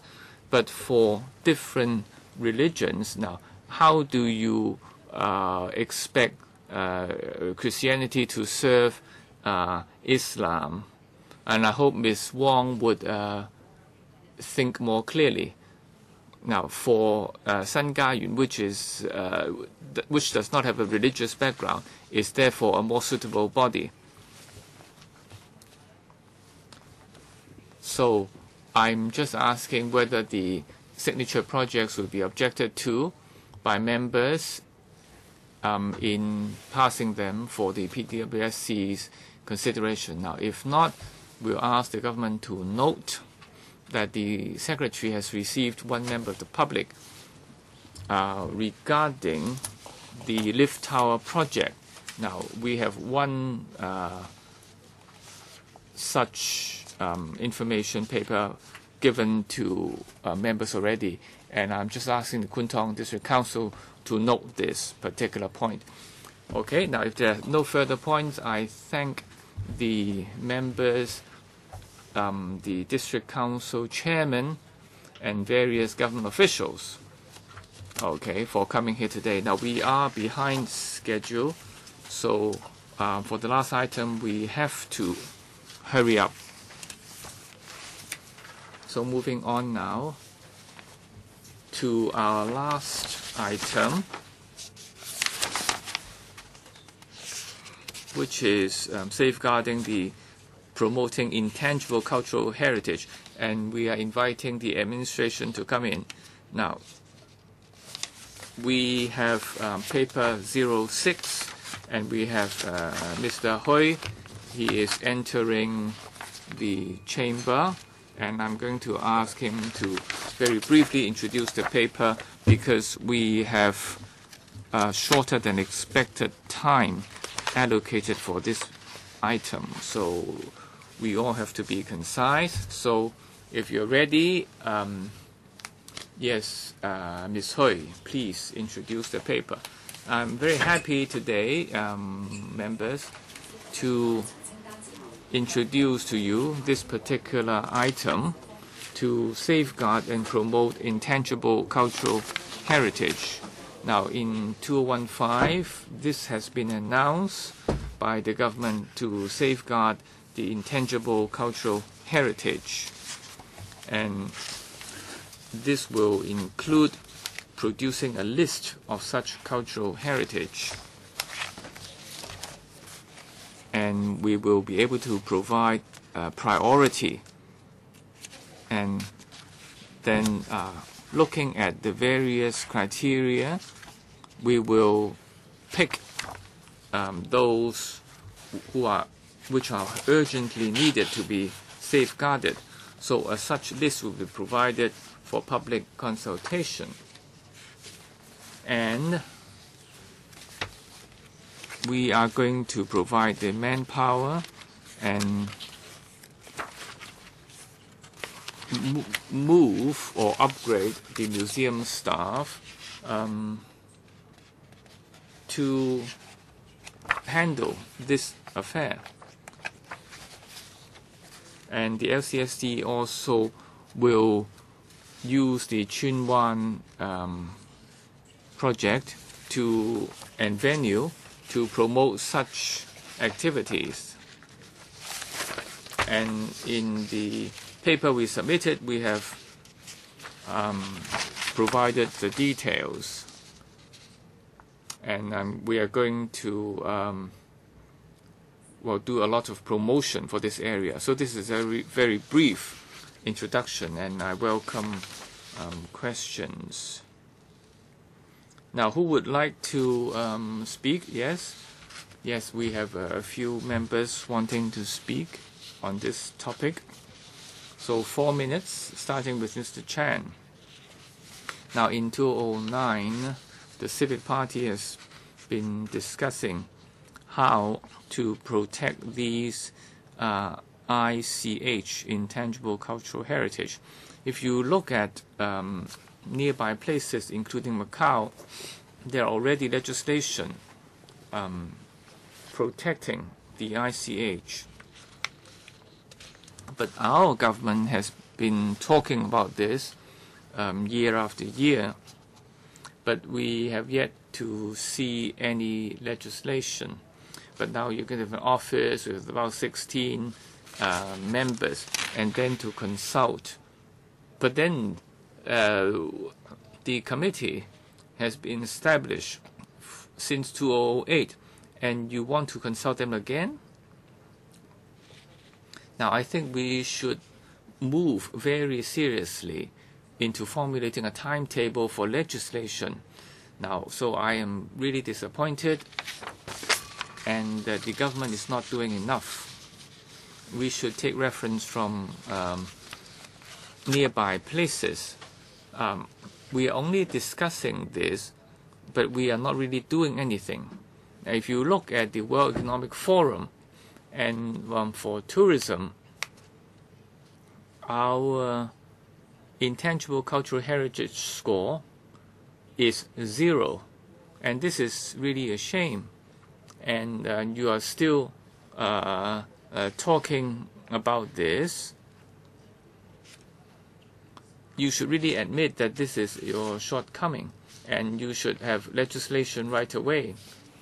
Now, for legislating ICH, we have taken reference from different countries, and we have noticed that different places have different ways and means to protect ICH. And some places like Singapore and UK, Australia or Canada, they do not have legislation on ICH. And so for Hong Kong, we should look at something suitable for Hong Kong. And we're working through administrative measures which we feel is suitable. In the last few years, we've been doing that for protecting Cantonese opera, for example. And your concern, Mr. Chan, the report score, it is true that we have a low score, but if you look at other places, Singapore is also at the same level. But in openness, Singapore scores higher, it ranks number 1. So in the comprehensive score system, there are different aspects, and we will certainly pay attention to this to see how we can upgrade our score.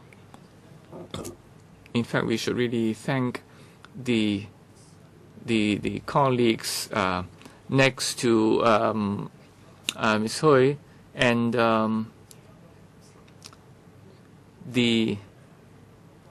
so what is the situation? Is it that it is not suitable? Now, we are going to use administrative measures which will be done as explained in my introduction earlier. And I look forward to Mr. Chan's suggestions.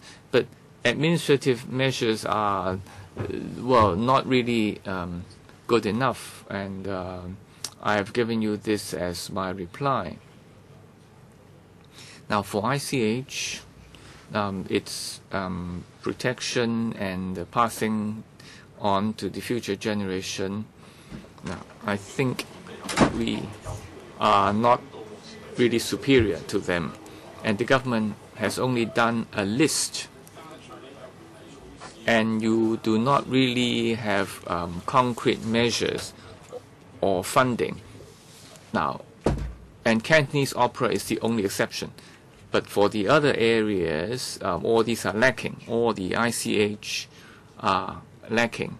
Now, how do you, for example, retain the Hakka hill songs or mountain songs, for example? The government doesn't really have any measure to protect that. You mentioned here that you want to upgrade the office. You want to turn the Intangible Cultural Heritage Unit into the ICH office. What does it imply? What will the office do? How many people will work there? And also, to preserve ICH, in fact, the civic community is doing so much for it.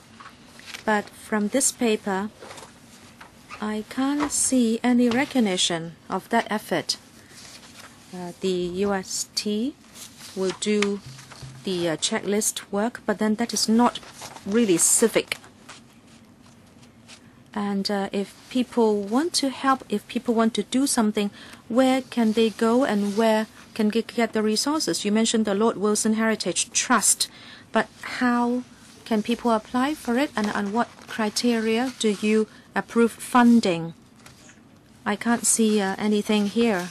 So I'd like to understand your strategy. Apart from Cantonese opera, what are you doing For the other segments of our ICH, I hope to hear more. Thank you. Undersecretary, Mr. Ma asked about two things. One, that the ICHO, when it is established, what more will it do? There will be a stronger contingent and there will be more resources.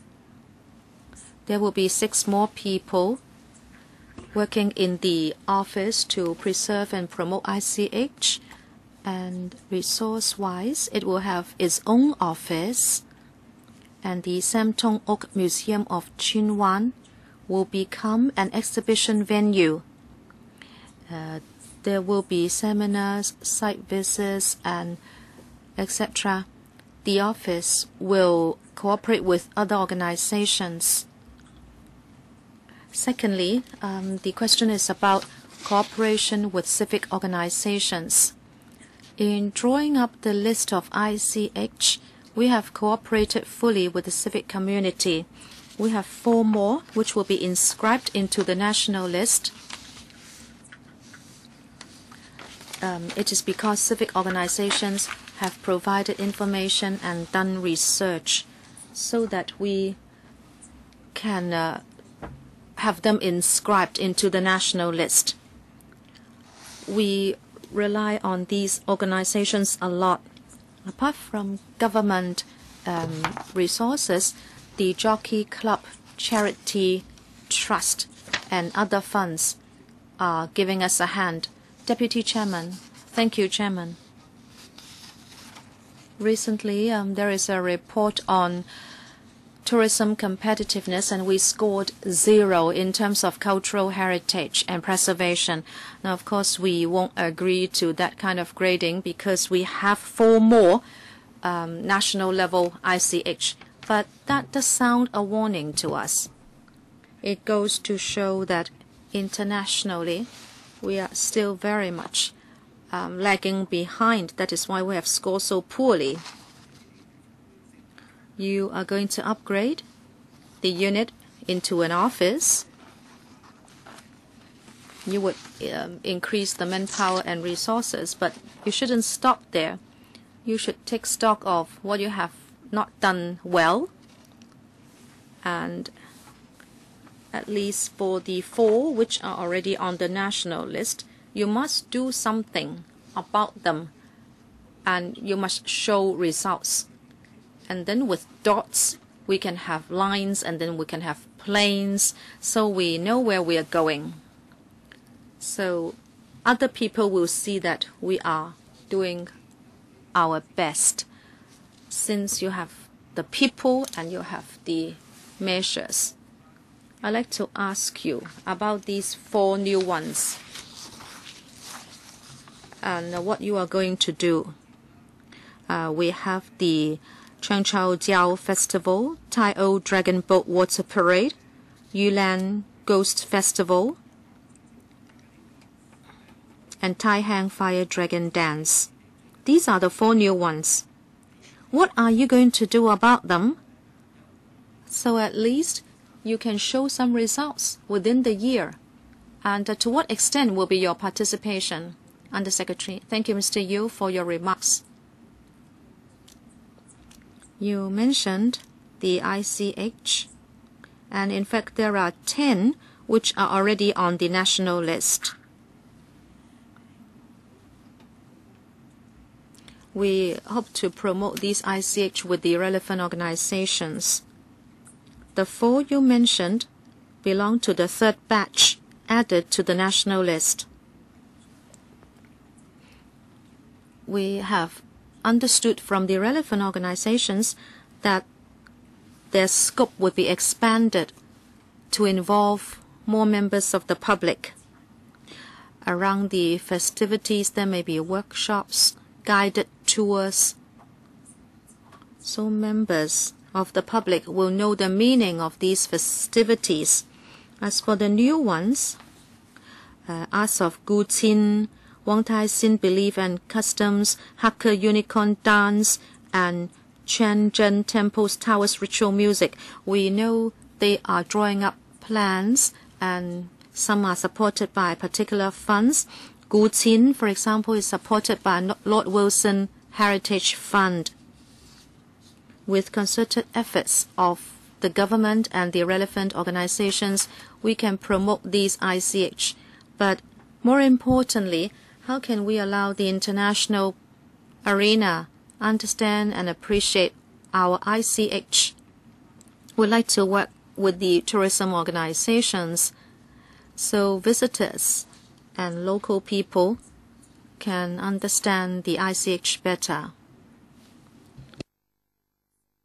Deputy Chairman, Leung Chi-chang. Thank you, Chairman.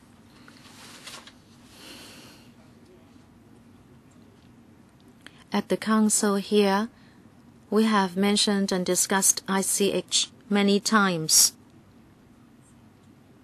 The government proposes to upgrade the unit into an office with more manpower added. I support this. But have you done enough? And can you really do what you propose to do? And that is promotion, research, etc. But altogether, there is just a dozen people in the office, and a lot of funds come from the different trusts. So you can't really have too much money for publicity. Sometimes at district councils would like to discuss this, but we haven't heard you come along. Now, even district councillors don't get a chance to understand these. I can't imagine what it is for the average person in the street. Mr. Yu Si-wing mentioned 4 items, but if you just ask the people in the street, I don't think they can name any of those. I think you have a role to play there. You have to do publicity, first of all, with locals. You need to have resources for it. Is the office independently financed so you can do promotion and research? I think you have the will, but you just don't accord it with priority. And the office is actually subsumed under the Heritage Museum. It is not under the LCSD. Under Secretary, shouldn't you do more? So you do better.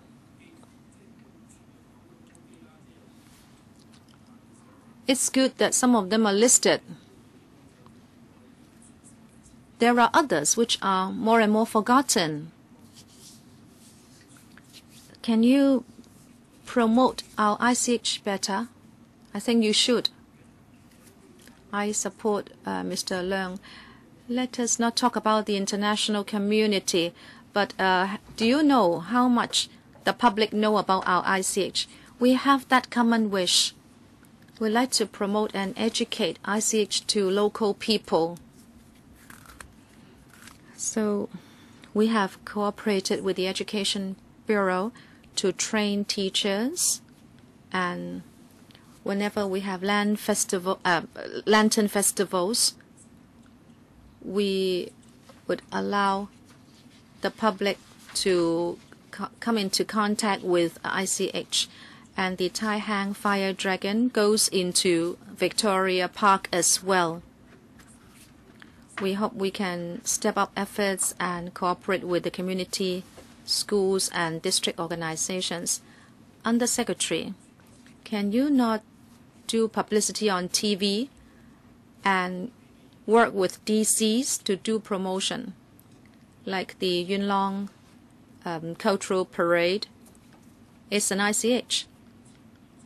Why don't you fork out resources to cooperate with DCs? Thank you. I thank the view, so we can promote ICH together. Mr. Ip Kwok Him. Thank you, Chairman.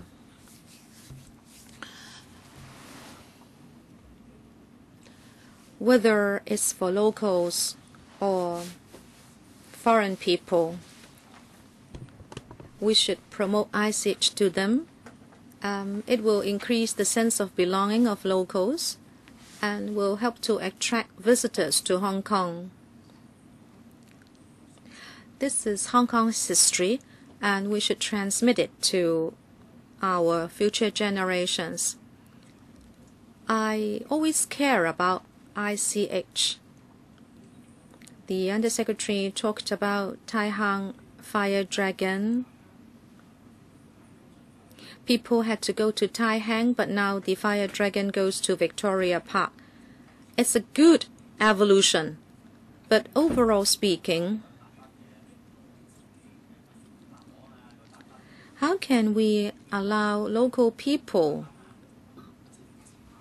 to be more positive about ICH so we create these events in Hong Kong? I think we have not done enough. Well, in Cheung Chau, we have certain festivals. How is it called?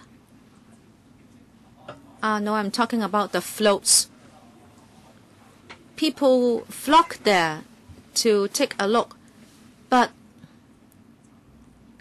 you haven't done enough to turn it into a real festival. You have not done enough publicity, so locals and visitors alike will take part in them. You say you will set up a dedicated office. Well, yes, it's better than none. Or else the ICH would be left to develop on their own, and that, of course, will not be up to our expectation. But when you do publicity, you have to have concrete plans, and you have to implement them. Do you have these specific plans? We have been given a position in terms of tourism cities, but we are not attracting visitors to Hong Kong by using our ICH. Do you have a specific plan? Because Undersecretary, you have been very vague in your responses. Every year, we organize a series of activities around our festivals. We can provide that list for your reference. I can feel members' concern towards our ICH, especially asking us to step up publicity and promotion. We will adopt your views and consider them.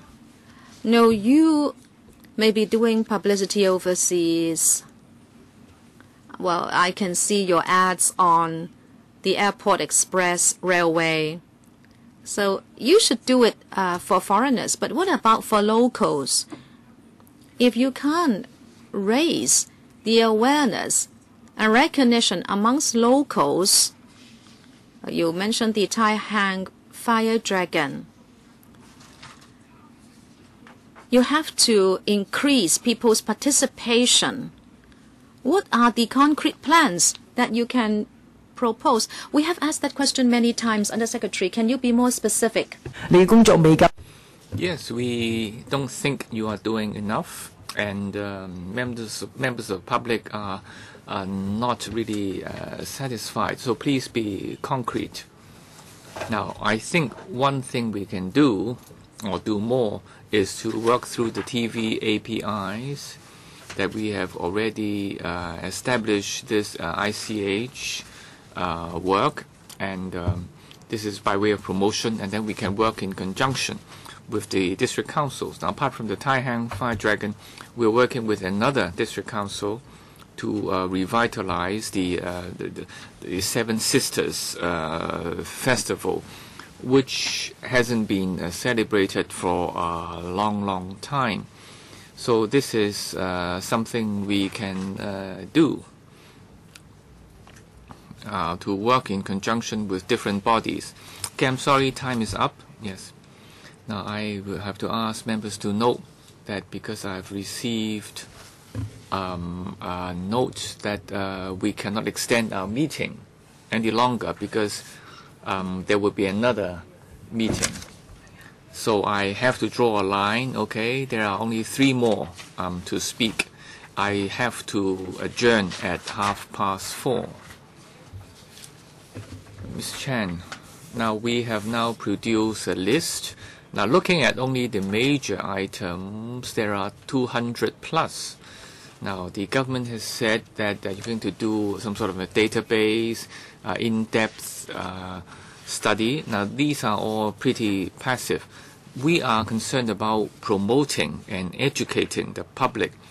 Now given the 200 items, how do you prioritize? What is going to be your focus? Are we going to have a top 10 so that we can tell the world that we have such a list? Now, I like to provide some sort of a tiger versus the devil scheme, which is what I like to do very much. Now, if the folk organizations want to do something, I think the government has to support them. Now, there are gray areas. For example, in the Organ Bridge area, if they do something which is of a commercial nature but which is against the law, you can stop them. Now, will the government, for example, allow these ICH activities to proceed without being hindered? Now, the items on the list are there already, and then we are going to produce a list of 10 items, which is a kind of a short list.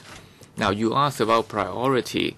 Now, the 10 items that we have shortlisted, of course, will enjoy priority because some have actually been acknowledged and recognized even by the United Nations.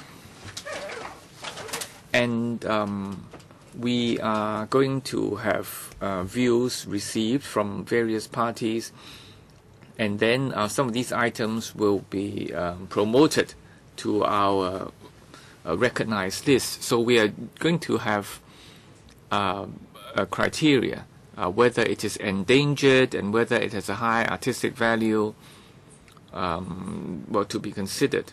And of course, these ICH would have to mingle with daily activities of our people. Now, let's say you promoted certain items and bump them up to your recognized list. Will they be protected by law, and that they would be done and not stopped by the enforcing bodies? For example, okay, we're going to have a list or finalize the list before we proceed to the next step. Now, Mr. Chair, I think we all support protecting the ICH, and there's a wide range of things we can do, and all these take time. Now, by protecting, it certainly includes promoting, letting people know, and if that is achieved, then the items will be protected. Now, by the end of 2014, the LCSD has done an online database. Now, it's only May now. Now, it's only a very short time. Now, in the database, is it open to the public? And what is the hit rate? If it's a high figure, then it's encouraging. Otherwise, you would have to understand that the promotion work is not 100% satisfactory. Now, of course, it's not like that you are familiar with all the items. But then if you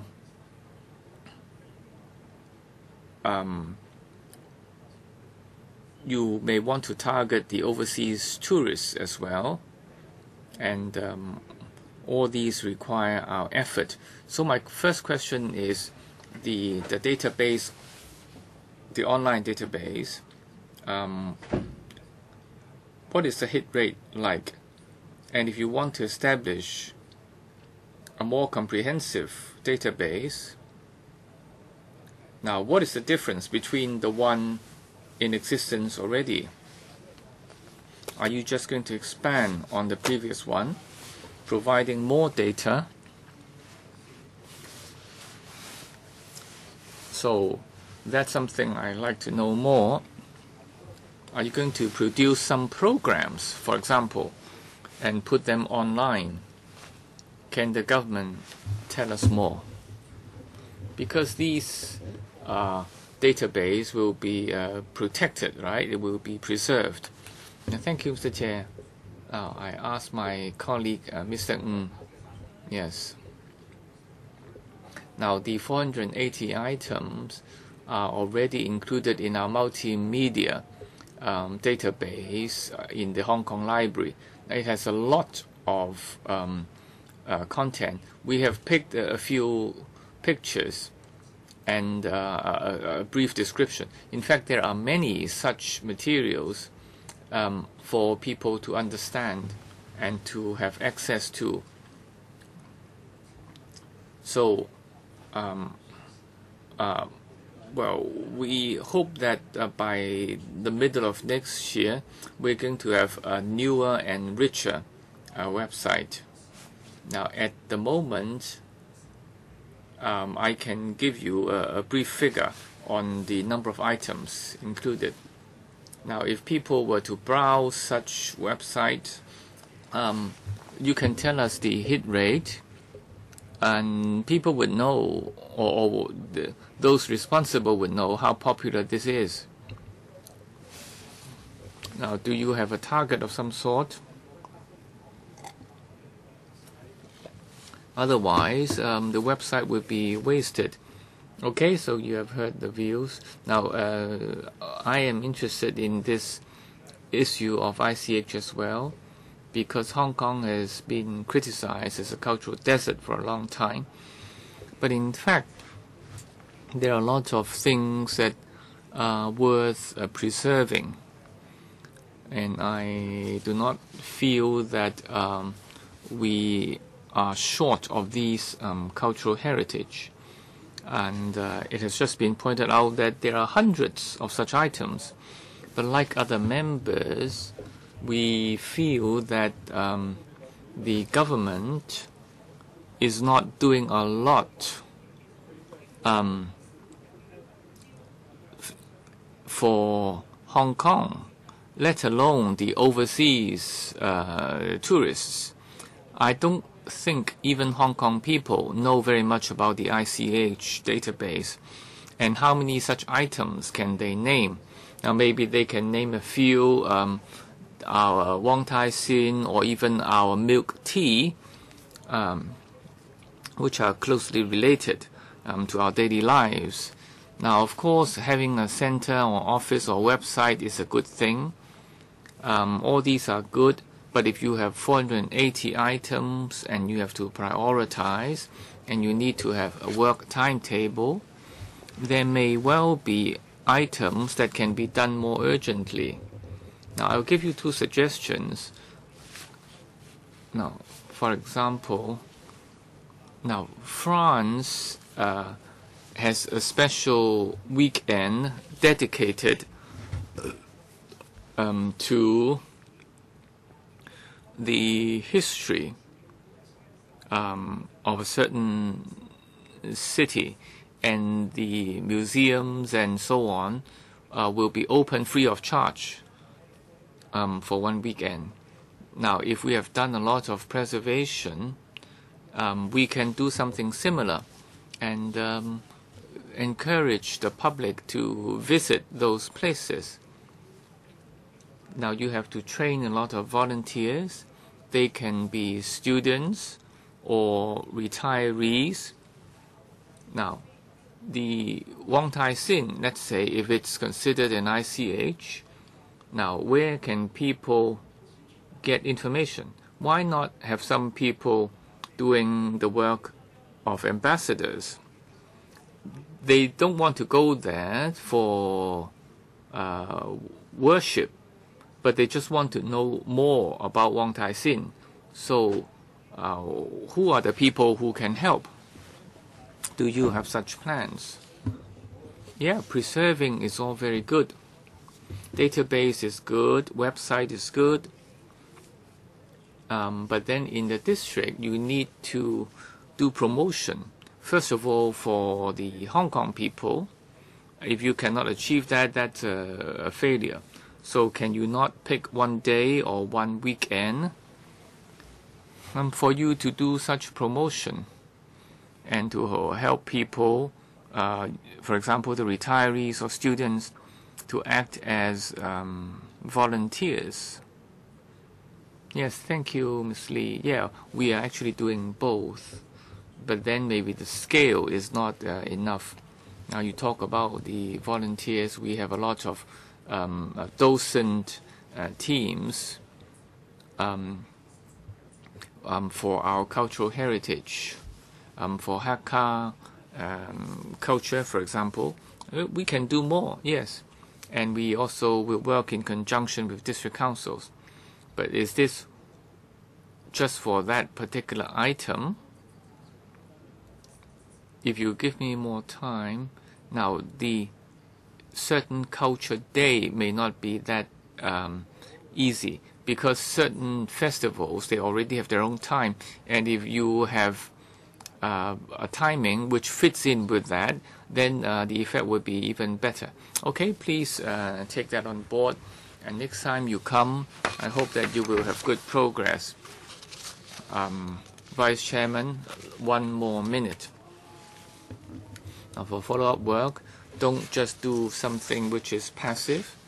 I think now you can pick one or two items this year and actually do some planning and do some promotion for people to participate, and you can learn from this experience, and then you can develop other ICH items.